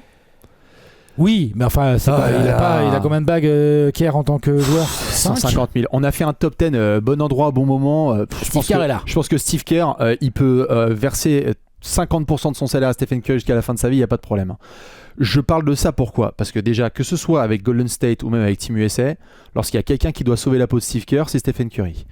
Lorsqu'il faut de la variété dans les systèmes, de l'ajustement, de l'intégration des joueurs, il y a un seul gimmick à Golden State depuis des années, c'est Kelly Oubre, il s'est pas intégré, Dennis Schroeder, il s'est pas intégré, Chris Paul, il s'est pas intégré, Kuminga, il s'est pas intégré. C'est quand aussi qu'on dit que en fait, c'est le coach qui arrive pas à intégrer certains nouveaux joueurs parce qu'il y a qu'un seul système, et qu'en fait si ce système il marche, ça mène à des trucs de ouf. On a eu quand même des titres et des bagues, c'est formidable. Incroyable gestionnaire d'humains, Steve Kerr, rien à redire là-dessus. Ah ouais? Ah moi je pense que Steve Kerr, il y a aucun problème en gestion humaine. Ah, tu vois, parce que pour la gérer façon dont il gère Kuminga, c'est pas terrible justement. Alors, Kuminga d'accord, mais il a géré Draymond, Stephen Curry, Kevin Durant dans le même vestiaire. Il a fait les Avengers avec Paris 94, ça s'est très bien passé. Il y a pas de problème en termes de gestion humaine avec Steve Kerr, je trouve. C'est un mec qui arrive à plutôt bien gérer ça. C'est marrant, je suis pas d'accord. Mais alors moi, c'est stratégiquement que j'ai un problème. C'est que stratégiquement, Steve Kerr, honnêtement, dès que tu enlèves Stephen Curry, il y a peanuts. Il n'y a pas grand-chose. Et moi, même en gestion humaine, je pense. Ouais, par exemple, si tu veux. Et donc Stephen Curry va peut-être pallier à ça aussi parce que le mec est tellement incroyable dans le leader. Kevin Durant, ça dépend de Steph Curry en fait. Absolument. C'est lui qui ouvre sa maison et qui dit tiens, vas-y, assieds-toi à la table, mets les pieds sur la table basse si tu veux, c'est pas grave, on partage. J'entends, tout à fait. Tu vois ce que je veux dire? Mais je trouve que parfois Kerr arrivait aussi à se mettre en retrait humainement pour dire ok, c'est pas ma place, là c'est celle des joueurs qui vont être les franchise players, moi je suis là pour guider un petit peu. Mais franchement, Steve Kerr, il doit remercier tous les jours la présence de Stephen Curry. Dès que Steph n'est pas là, c'est un bordel, mais pas possible. Intégration de certains joueurs, c'est hyper compliqué saison après saison. Même quand il a été bien aidé par Bob Myers, parfois c'était compliqué. Et je suis désolé, mais Steve Kerr, en vrai, même au JO, mon gars, même au JO, pour battre la Serbie, heureusement que Steph, il est comme un ouf en feu malade et qu'ensuite il fait night-night sur la France. Parce que sinon, Steve Kerr avec les Avengers, il repart avec la queue entre les jambes. Steph a carry sur son dos, non seulement Golden State, mais la très belle carrière de coach de monsieur Steve Kerr, qui, au classement, grâce aux bagues et aux victoires, etc., va supplanter des Carlisle, des Spoelstra et des machins, alors que ces types-là, stratégiquement, mais ils ont 2 Steve Kerr par orteil. Eric Carlisle, de toute façon, il est pas top 15. Non, mais tu vois ce que je veux dire? Il y a Doc Rivers. On est d'accord que Steve Kerr, qui a plus de bagues que certains de ses gars, que des Spoelstra et compagnie, ils ont des Steve Kerr dans les orteils. Je suis désolé, franchement. Ah, il m'a trop saoulé. Steve Kerr, j'en ai plein le cul. Je veux bien la vie de la Domination. Parce que souvent, il est adoubé, hein, Steve Kerr. Ils vont être d'accord avec toi, non? Ah ouais? Cette saison, ça m'étonnerait. Cette saison, longtemps. Si les fans des Warriors débarquent et disent on en a ras le cul de Steve Kerr et de son coaching et de ses choix de rotation, par exemple, qu'est-ce que tu veux dire? C'est vrai. L'autre, il force avec Buddy Hield. Il force. Ça fait des années qu'il y a des trucs comme ça. Moi, j'en peux plus. Ah non, mais je suis d'accord. On est en 2 là. On est en 2 là. Celle-là, elle va faire mal, je vais à Cleveland.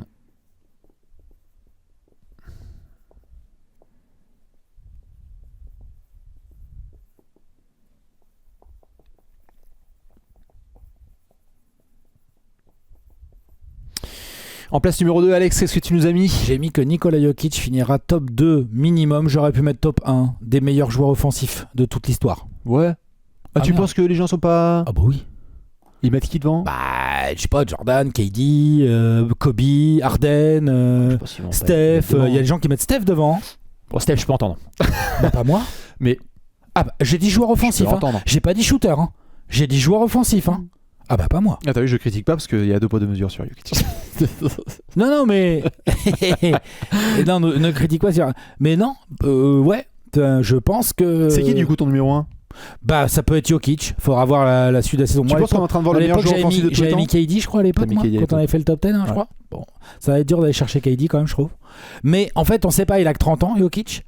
Il est sur ça, au moment où on parle, il est en cours de faire sa 2e saison de suite en triple-double avec une efficacité de malade mental. Oui. De malade mental, l'efficacité de Jokic. Je pense qu'il y a pas mal de gens qui vont être d'accord avec toi.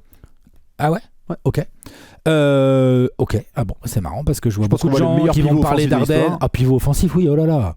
Oh, ça c'est déjà torché, ça. Ouais, bah, en fait, très très vite, t'arrives dans les meilleurs joueurs offensifs de tous les temps. Ah, mais après, il y a quand même Jordan, il y a quand même KD, il y a quand même Harden, il y a quand même Steph, il y a Kobe éventuellement pour les fans. Pour les fans. Il y a qui d'autre? En vrai, ça s'arrête là. Il y a qui d'autre? Il y a Booker. Le compte, c'est. Non, mais tu vois ce que je veux dire. Top 2, oui, je peux entendre. Top 2 sûr, et top 1, je suis pas surpris. Parce qu'en fait. Si tu me disais on voit le meilleur joueur offensif de tous les temps, là j'aurais dit genre. Elle est belle. Bah ouais, okay. C'est ce que je pense. Et t'as mis top 2 pour. Ouais, j'ai mis top 2 parce que. Tu voulais pas froisser les gens. Non, c'est pas que je veux pas froisser les gens, c'est parce qu'en fait, si quelqu'un aujourd'hui débarque et me dit quand même. Tu connais Kevin Durant ou Michael Jordan, je suis obligé de dire bah oui je connais et oui il y a une discussion. Je peux pas dire il y a zéro discussion. J'ai bien mis au futur, finira. C'est-à-dire que, allez, finira, tu pourrais écrire top 1 parce qu'en fait après ça peut être des blessures. C'est pour ça que je peux pas. Tu vois ce que je veux dire? Non, mais par contre je pense pas qu'il y aura plus d'un seul joueur au-dessus de lui à la fin de sa carrière. On voit un des 3 meilleurs joueurs offensifs de tous les temps, ça je pense qu'on est beaucoup à être d'accord. Ouais. Et moi je pense qu'on voit très probablement le meilleur. On voit le meilleur basketteur offensif de l'histoire? Ouais. Ça là-dessus, j'ai. Joueur offensif. Voilà, parce que t'inclus les passes, t'inclus comment ça tourne autour de lui, quoi. C'est imbattable. Après, t'as le scoring, parce qu'on disait avant il scorait pas assez. Maintenant, il t'en a 30 points par match. Donc voilà. Ensuite, les 3 points, bah, ça rentre. De près, il est injouable. À la passe. Genre à part quelques meneurs et LeBron James, il n'y a personne qui est un meilleur passeur que lui. J'avais posé la question aux gens, est-ce que les gens pensent aujourd'hui que LeBron ou Jokic, c'est qui le meilleur joueur offensif dans l'histoire? Bah voilà, LeBron rentre dans ces discussions. Mais en fait, il est derrière. Bah je pense qu'en efficacité, il va être derrière. Parce qu'en efficacité, ça va être dur de devant. Et peut-être qu'à la passe, il sera derrière, aussi fou que ce soit. Ouais. Aussi fou que ce soit, peut-être qu'à la passe, il n'y aura que Stockton, Kidd et Chris Paul, même en volume, ça se trouve devant Jokic à la fin. Parce que là, il va très très vite l'autre. Parce qu'il n'y aura pas beaucoup de matchs. Hein. En plus, il joue beaucoup parce qu'il a l'avantage d'avoir une espèce de physique bizarre où il peut se blesser. Hein. Mais enfin, il n'est pas en train de monter au plafond, de prendre des risques avec ses chevilles et tout. Là où LeBron a été incroyable parce qu'avec le jeu qu'il a pratiqué, l'autre s'est très peu blessé. Mais ça, c'est encore un autre truc, tu vois. Mais ouais, je pense qu'entre son shoot, tous les moves qu'il a, la capacité qu'il a à scorer dans le clutch, la capacité qu'il a à ce que... Bah, c'est marrant parce qu'en fait, les mecs qui rentrent dans le 5 majeur des Nuggets s'intègrent tous, disons. Ils deviennent tous bons. En attaque, tout le monde est bon à côté de Jokic. Ouais. Tout le monde est bon. Tout le monde. C'est quand même, tu vois? Genre même les gars, vite fait, quoi. Moi, tu m'aurais mis top 1, j'aurais fait ouh, elle est belle. Je peux le mettre si tu veux. Tu veux que je le mette? Bah, c'est peut-être ta take, hein. Je le mets parce que j'ai mis top 2. Tu vois le meilleur basketteur offensif de tous les temps? Parce que je trouve que, à mes yeux, oui. Okay. Maintenant, allez. Vas-y, monte-le. Voilà, Alex. Voilà, tu vois. Oui, mais... En fait, ça, c'est juste que je dois reconnaître que comme on a qu'un mec qui a 30 ans, il en aurait 36 et il aurait déjà 5 saisons en triple-double et puis ça serait de l'efficacité comme ça de fou, je te dirais oui. Là, j'ai juste besoin de savoir ce que par exemple a fait KD. KD, il continue encore. Aujourd'hui, il n'a pas du tout le niveau à la passe et au playmaking d'un Jokic. Pas du tout le niveau, hein, ni le volume, ni le niveau même. Je me demande... En termes de niveau, à quel niveau les gens le mettent? C'est-à-dire, est-ce que vraiment on le met dans la catégorie des des génies de la passe. Est-ce qu'on le met avec Magic Johnson en fait, Jokic? Oui, quand même. Ouais. Donc on le met avec Magic Johnson à la passe et on le met avec KD et Jordan au scoring. Ouais. Bah, c'est le meilleur joueur de tous les temps offensif. Ah, mais je me demande à quelle place les gens le mettent. Je pense qu'ils doivent être pas loin de ton spot. Ah bah oui, ça c'est sûr que si les gens me disent non, il est pas top 5, je vais dire bon bah écoute, la discussion est terminée. C'est terminé. Non, oui, évidemment, ça c'est sûr que là, à un moment donné, faut être réaliste. Faut être un peu objectif, Voilà. n'est-ce pas? T'as mis quoi toi en 2? Alors, vas-y. Darius Garland, c'est le Michael Jordan des D'Angelo Russell. Le Michael Jordan, ça veut dire quoi? Ça veut dire quoi? T'as une catégorie, les D'Angelo Russell. Ouais. Bah, la version un peu. Allez. 1.5 de D'Angelo Russell, c'est Darius Garland. J'en ai plein le cul. Darius Garland, tu me dis Darius Garland, c'est D'Angelo Russell, je te dis viens, on se serre la main. Très honnêtement. Doucement quand même. Ouais, c'est unpopulaire, je te confirme. Doucement de quoi? Ils ont été une ou deux fois All-Star dans une équipe où ils ont été bien intégrés. Lui avec les Nets à l'époque. Darius Garland bien entouré à Cleveland. Il tient pas trop sur le terrain. Il défend quoi? Un lampadaire, à peu près. Allez, peut-être une chaise pliante. Je crois une fois il a réussi à défendre. Ça parle énormément, comme D'Angelo Russell. Hein. Tu sais, le duel avec Tyler Hero là. Il a pas joué un match, mais après. Par contre, ça faisait blabla, hein, beaucoup sur le côté. Extraordinaire shooter, superbe playmaker, comme D'Angelo Russell hein, aussi. Hein. Ça a été un super playmaker, etc. Juste, moi je trouve que l'écart entre les deux, j'ai dit que c'est le Michael Jordan des D'Angelo Russell, tu vois. Donc c'est dans les D'Angelo Russell, c'est le dans meilleur. tous les D'Angelo Russell, c'est la meilleure version de D'Angelo Russell, c'est Darius Garland. Même pas plus. Et j'aimerais que cette take ressorte dans 3 ans quand il va nous faire des vraies saisons où il joue minimum 65 matchs et qu'il a un vrai impact des deux côtés du terrain dans une équipe qui va loin. Mais alors je suis tout à fait à l'aise. Hein. Là je suis détente dans mon canapé. Hein. L'écart entre D'Angelo Russell et Darius Garland, je sais que ça va en rendre fou certains, hein, je te préviens. Hein. Mais moi je trouve que l'écart il est pas si énorme que ça. Là je sais que c'est chaud parce que Darius Garland il est beaucoup plus jeune que D'Angelo Russell. Mais tu les compares âge par âge, là où ils ont été dans leur carrière, pas un énorme écart. Pas un énorme écart. Il est plus proche de qui, Darius Garland, honnêtement? De D'Angelo Russell ou de qui je vais te sortir? De Kyrie Irving. Honnêtement, objectivement. Super papate, exceptionnel shooter, capable de créer pour lui ou pour les autres, juste les progressions défensives elles sont pas là et beaucoup de blabla pour se cacher derrière les grands qui font le travail. Voilà, Darius Garland c'est le 4e meilleur joueur d'une équipe qui peut aller loin. 4e, 5e. D'Angelo Russell. C'est juste que la comparaison fait mal. Hein. C'est même pas... Alors, elle va faire mal à certains. C'est juste que le nom va faire mal à certains. Mais j'avoue que moi... je comprends que tu les... Mais je comprends ta tech, mais je suis surpris que tu les si haut parce que j'avoue que... Alex, respecte-le, il va me dire c'est le Dennis Schroeder et c'est le Michael Jordan. Non, c'est pas ça, c'est que sincèrement, j'avoue, je m'en fous en fait. Il me fait rien, Darius Garland. Et j'avoue que du coup, ça rejoindrait bien ta take en fait. Ah, on est d'accord. Mais tu sais que j'ai montré mon top à Robin, il a vu ça, il a fait ouais, celle-là elle est vénère. Ah bon? Ah, d'accord, ouais. Ok. Et j'en ai pas mal aussi quand j'en avais parlé dans l'apéro qu'on avait fait à l'Arlequin qui m'avait fait ouais, t'abuses de fou. Mais comme quoi, t'es pas très loin d'être d'accord. Bon, je peux comprendre parce qu'après il y a le début de saison là qui nous influence. Oui, voilà, les derniers playoffs plus le début de saison. Mais moi je souffle. All NBA souffle le team. D'Angelo Russell meneur tu vois, je confonds même. Darius Garland meneur titulaire. Oh là là, qu'est-ce qu'on souffle. Et j'espère que cette séquence va ressortir dans 4 ans et que tu vois, il va totalement me faire taire. Mais je t'avoue que je suis plutôt confiant. Qu'est-ce qu'on en fait de Darius Garland? Qu'est-ce qu'il a de plus sur ses 6 premières saisons NBA que ce qu'a fait D'Angelo Russell sur ses 6 premières saisons NBA? C'est la seule question que je pose. Une sélection All-Star en plus? Je comprends. Bah tu sais que celle-là elle fait mal. Hein. Ouais, j'avoue. Allez, on passe en place numéro 1. Bon, celle-là, vous la connaissez. C'est pas Rogan, j'étais obligé de la mettre en... Moi, je l'ai adapté une tech pour la rendre juste à aujourd'hui.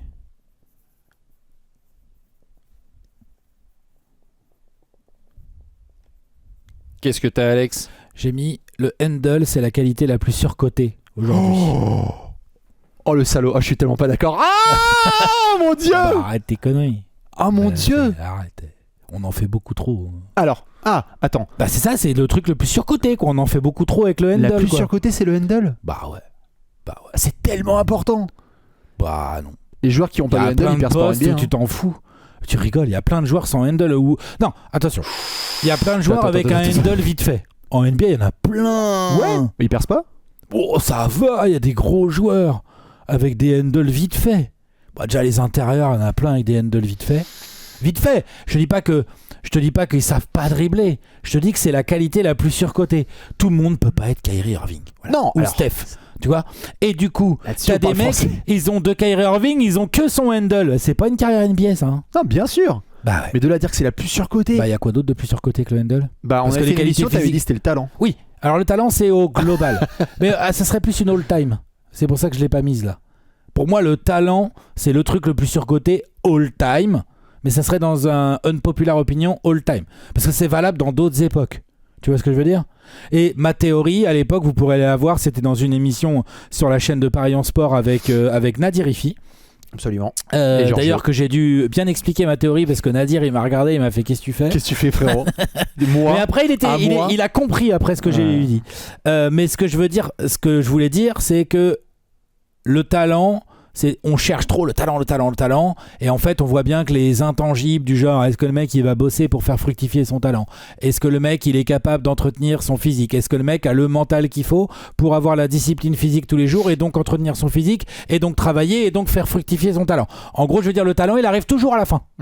Faut en avoir, mais en fait potentiellement tu peux faire une carrière sans trop de talent, alors que si t'as que le talent mais que tu bosses pas et que t'es pas rigoureux, tu fais pas de carrière souvent. Ouais, bien sûr. C'était ça ma théorie. Ça, sur le Là, handle, j'ai j'avoue, je suis réduit au handle parce que je trouve ça très actuel aujourd'hui. On est là, on monte des mix, il l'a fait tomber et tout. Super. Est-ce qu'il a mis le panier derrière?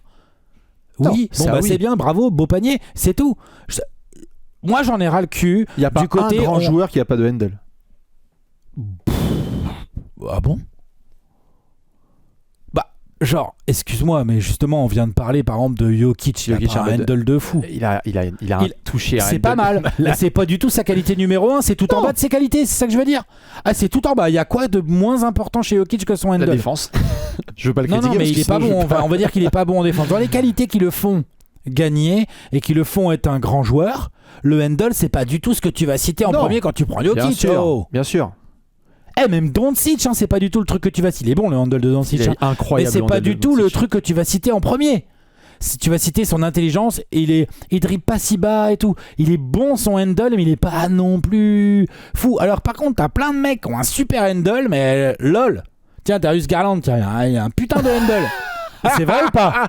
Oui. Garland, il a un handle Ouais, bah, de il a malade une star, mental. du coup. Bah, c'est un D'Angelo Russell pour Ouais, Bastien. bah, bien Parce sûr. que t'aurais préféré qu'il se batte plus, qu'il attrape plus de rebonds, qu'il Ouais. fasse des interceptions. T'aurais préféré ou pas? J'aurais préféré, j'aurais pas dit que c'est la plus surcotée parce que moi c'est Il y a marrant. quoi de plus surcoté alors? À l'inverse, je t'avoue que Il y a quoi de plus surcoté que le handle? Bon, je sais pas, moi aujourd'hui, il y a je des sais mecs, le mouvement hors ballon, t'en fais ce que tu veux, mais je sais pas si forcément c'est le C'est truc pas le plus coté ça, incroyable. on en parle pas souvent. Le handle, on en parle tout le temps. On dit ouais, le handle, ouais, ceci, Non, bah, cela. la vitesse, Genre, la vitesse, je m'en bats les couilles par Anunoby, exemple. fait une Les très joueurs, belle. les Ouais. joueurs rapides. Moi je m'en carre par exemple. Les mecs qui font tu fais des combines et les mecs qui sont hyper rapides, bon bah tu vois des Luka, des Trae Young, des Jokic qui fracassent la concurrence en allant à 2 à l'heure. Moi je trouve Triangle, qu'être il est rapide. Hein. Triangle il est rapide, pardon. C'est pas un bon exemple. Mais Jokic, je suis d'accord, ou Jokic, Doncic. Luka, même Kate Cunningham, c'est pas une Ferrari le mec. Non, mais je suis Bon, d'accord, la vitesse peut être surcotée la vitesse, également, je trouve mais que c'est moins plus que le surcoté que le handle. handle. Ah Ah ouais, ouais. tu rigoles, il y a trop de joueurs qui ont trop de handle par rapport à ce qu'ils font à côté. Et t'as Ouais, mais des ils sont joueurs même pas qui. considérés du coup. Bah si, Darius Garland, il a été All-Star. Ouais, mais attends, il a un bête de shoot aussi. Ouais, mais on surcote et il lui manque trop d'autres qualités en fait. Et je dis, étant. Tu trouves que dans l'évaluation des joueurs, le handle est beaucoup trop élevé. Ok, ça je peux entendre. Beaucoup trop élevé. Genre, quand t'es meneur, bah oui, ça va être vachement important. Et après, t'as des meneurs qui dribblent plus ou moins. Et d'ailleurs, en plus, je trouve que non seulement c'est surcoté, mais en plus, je trouve que ça met des tendances qui énervent les gens. Genre, moi, je suis d'accord. Autant je suis pas d'accord avec les gens qui disent oui, la NBA aujourd'hui, c'est regardable, c'est plus que du 3 points. Genre, il suffit de regarder quelques matchs des Nuggets, justement, ou des Spurs, ou d'équipes comme le Heat cette année. Non, ils mais jouent c'est varié, beaucoup. c'est varié. Mais c'est grave varié, faut pas déconner. Ou les nouveaux Knicks là, de cette année, pour comprendre que voilà. Par contre, je suis d'accord quand il dit ouais, les mecs ils dribblent pendant 18 secondes, ils essaient de Non, dribbler.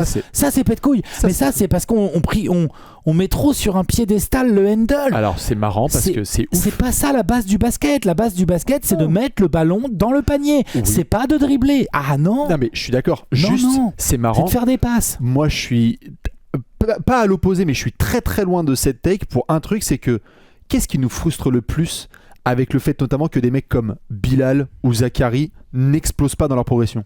C'est le putain de handle. Ce qui sépare les très grands joueurs des autres, c'est leur qualité balle en main. Pas du tout d'accord. Ah bah. Bilal, c'est le shoot. Bilal, juste qu'il mette ses tirs ouverts déjà en catch and shoot. Non, regarde ses pourcentages. L'évolution des Niaf Diaz, si on a commencé à dire c'est un truc de ouf, c'est parce que le handle a explosé.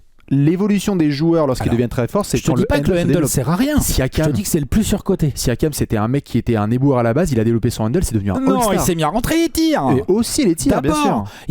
Siakam, avec sa défense, son physique et les tirs, il pouvait faire carrière. Le handle lui a permis peut-être de devenir all-star. C'est là où je trouve que le plus surcoté, c'est le truc surcoté de ouf, quoi. Le plus surcoté. Bah ouais, je vois rien de plus surcoté que le handle. Ça peut pas être le shoot, ça peut pas être la défense, les qualités athlétiques. Éventuellement la vitesse, mais la vitesse en fait elle est pas cotée vraiment. Tu dis on en parle au draft combine, mais après dans les carrières de joueurs c'est plus un truc dont on parle tant que ça. Alors que justement la réflexion sur Bilal, on en oublie que le vrai problème c'est qu'il met pas ses tirs. Ouais, on peut prendre 150 exemples comme ça. Non, pas mettre ses tirs au basket c'est plus grave que de pas bien dribbler. Ouais. Isaac Okoro, je préférais qu'avant d'essayer de poser un dribble machin, et putain rentre tes tirs ouverts. Ouais, tout à fait. Rentre tes tirs ouverts. Après si Duncan Robinson il avait un handle, il sera all-star. Mais il a un handle pas si dégueu. D'ailleurs, il se met à faire des drives. S'il était autorisé, était autorisé à faire des drives, peut-être qu'on verrait plus son handle. Si Klay Thompson avait un handle, il serait un des 20 meilleurs joueurs de tous les temps. Est-ce que tu crois vraiment que Klay Thompson n'a pas un bon handle? Moi, je crois juste que Klay Thompson, il a joué très intelligemment pendant des années, sans nous casser les couilles avec le handle, et que du coup, ça l'a pas empêché de devenir All-Star, futur Hall of Famer. L'un n'empêche pas l'autre. Hein. Ta take comme la mienne, hein. C'est que à la fois, il a pu faire une très belle carrière en choisissant d'axer là-dessus. Je pense que si Klay Thompson, il avait développé son handle, on se dirait c'est un des meilleurs joueurs de tous les temps. C'est ce qui sépare les plus grands des autres. Le handle. Mais j'entends. C'était le plus surcoté, je me suis dit genre. Pour moi, c'est pas ce qui sépare les plus grands des autres. Hein, Enfin, parmi les qualités techniques, genre c'est impossible d'aller loin si t'as pas du handle. C'est impossible. Ça veut dire quoi aller loin? Bah, devenir un très très grand joueur, genre un franchise player sans handle, ça n'existe pas. D'accord, mais est-ce que par contre tu peux avoir le potentiel d'être un franchise player avant d'être un handle? Ouais. Et après tu vas travailler ton handle, comme Kawhi par exemple a fait, comme Butler a fait. Butler, il a bien bossé ça. Il a bien bossé, pas que ça, hein, pas que ça. Attention, mais son handle, Kawhi aussi, je trouve. Ouais, c'est marrant, je trouve qu'il y a des plafonds qui sont mis sur des joueurs où justement parce qu'ils n'ont pas réussi à faire la différence balle en main avec un défenseur devant eux, ils sont restés dans leur range. Moi, je pense qu'on oublie trop souvent de dire que le mec avait un problème technique global, et très souvent d'ailleurs tu verras que ces joueurs-là ont un shoot pas terrible. Très souvent. Pas tous peut-être. J'ai hâte d'avoir l'avis des gens là sur Handle. Tiens, tu vois, ça je suis curieux. Bon, moi la mienne de toute façon numéro 1 vous la connaissez, hein, donc je suis obligé de la foutre en 1. Ah bah moi je continuerai à penser et je vais me faire déchiqueter, mais ça fait 10 ans sur Trash Talk. Hein. Moi je pense que chaque année on n'a pas de vraie finale NBA. Ça me casse les couilles, je continue à le dire. À chaque fois c'est pas populaire, mais j'en ai rien à foutre, je le remets en 1, comme ça vous avez le droit à ce ré-up. D'autant plus sur cette belle saison 2025-26, où on va avoir une jungle de l'Ouest qui va devoir affronter le sortant de l'Est. Vas-y, casse les couilles. Ah, il casse les couilles. C'est n'importe quoi. Tous les ans, on a un champion là. J'adore hein, les parcours de playoff. C'est formidable. J'en ai plein le cul. Ça fait des années que je le dis. On n'a pas de vraie finale NBA. On a le vainqueur de l'Est contre le vainqueur de l'Ouest. La finale NBA là qui doit avoir lieu cette année, je suis désolé, mais c'est pas le Thunder versus l'équipe de l'Est. C'est quoi? C'est Thunder Nuggets? C'est soit Thunder Nuggets, soit Thunder Lakers, soit Thunder Rockets, soit tout ce que tu veux. Mais les 3 meilleures équipes de l'Ouest, elles doivent être des potentielles finales NBA. Et on va devoir se satisfaire du fait que certaines de ces équipes vont se faire éliminer au profit de Orlando est en finale de conférence. Moi ça me casse les couilles. Ça me rend ouf. On a une ligue extraordinaire et on reste penché sur ce truc conf Est versus conf Ouest. On l'a déjà dit, ça prendrait des années de refaire tout. Le classement, le calendrier, il y a plein de choses à modifier. Mais moi, je suis désolé, aujourd'hui, la finale NBA, c'est pas la finale NBA, c'est la finale qui rassemble le survivant de l'Est avec le survivant de l'Ouest. Et vu l'écart qu'il y a entre ces conférences, j'aimerais...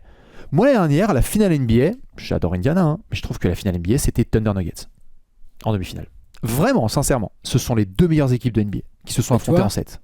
C'est là où moi, c'était une demi de conf, c'était même pas une finale de conf.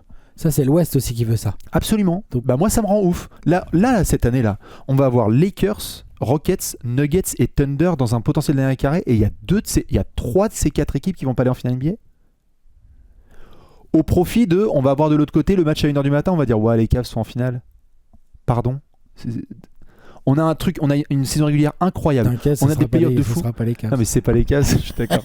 Non mais si tu veux, ce sera, on verra, tu vois. Mais moi je suis saoulé. J'aimerais que la finale NBA ce soit les deux meilleures équipes qui s'affrontent, et souvent c'est une affiche de l'Ouest qu'on retrouve dans les rounds précédents. On a des dingueries à chaque fois, mais on est obligé d'attendre de savoir qui va être le survivant. Ça me vénère. J'aime pas. Je rêve que la NBA réfléchisse à ce système et nous offre des vraies finales NBA. Et oui, ça va changer l'histoire. C'est pour ça que c'est unpopulaire. Il y a plein de gens qui vont me dire ah mais Bastien, du coup on n'aura pas les rivalités Celtics-Lakers. Je m'en bats les couilles. Hein. Moi, si la rivalité c'est Spurs-Thunder, c'est Spurs-Thunder. C'est deux équipes de l'Ouest. Mais s'ils s'affrontent 6 fois en finale, bah c'est comme ça. Et ça peut être aussi pareil à l'Est. Hein. Si dans 10 ans l'Est, la rivalité c'est Miami et Boston qui se fracassent, bah j'aurai le même discours. C'est pas contre l'Est. C'est juste que la finale NBA, je trouve que c'est pas une finale NBA. C'est deux survivants, deux conférences. Et je trouve ça nul. Voilà. Avis perso. Oui, bon, je trouve que c'est pas un, tu vois. Déjà, je moi, pense c'est le que truc qui me. C'est pas si unpopulaire que ça avec tout ce qui se passe autour du calendrier NBA. Et deuxièmement. Il y en a plein qui m'en dans la gueule tous les ans. Hein. Ouais, non, mais je pense qu'il y a des gens qui sont pas d'accord, hein, c'est pas ce que je dis. Hein. Mais je pense qu'il y a plus de gens qui seront pas d'accord avec ton numéro 2. Ouais. Ah bah pareil qu'avec. C'est ça que je veux dire. Ah bah il y a plein de takes, allez-y, mais avec LeBron en 10. Hein.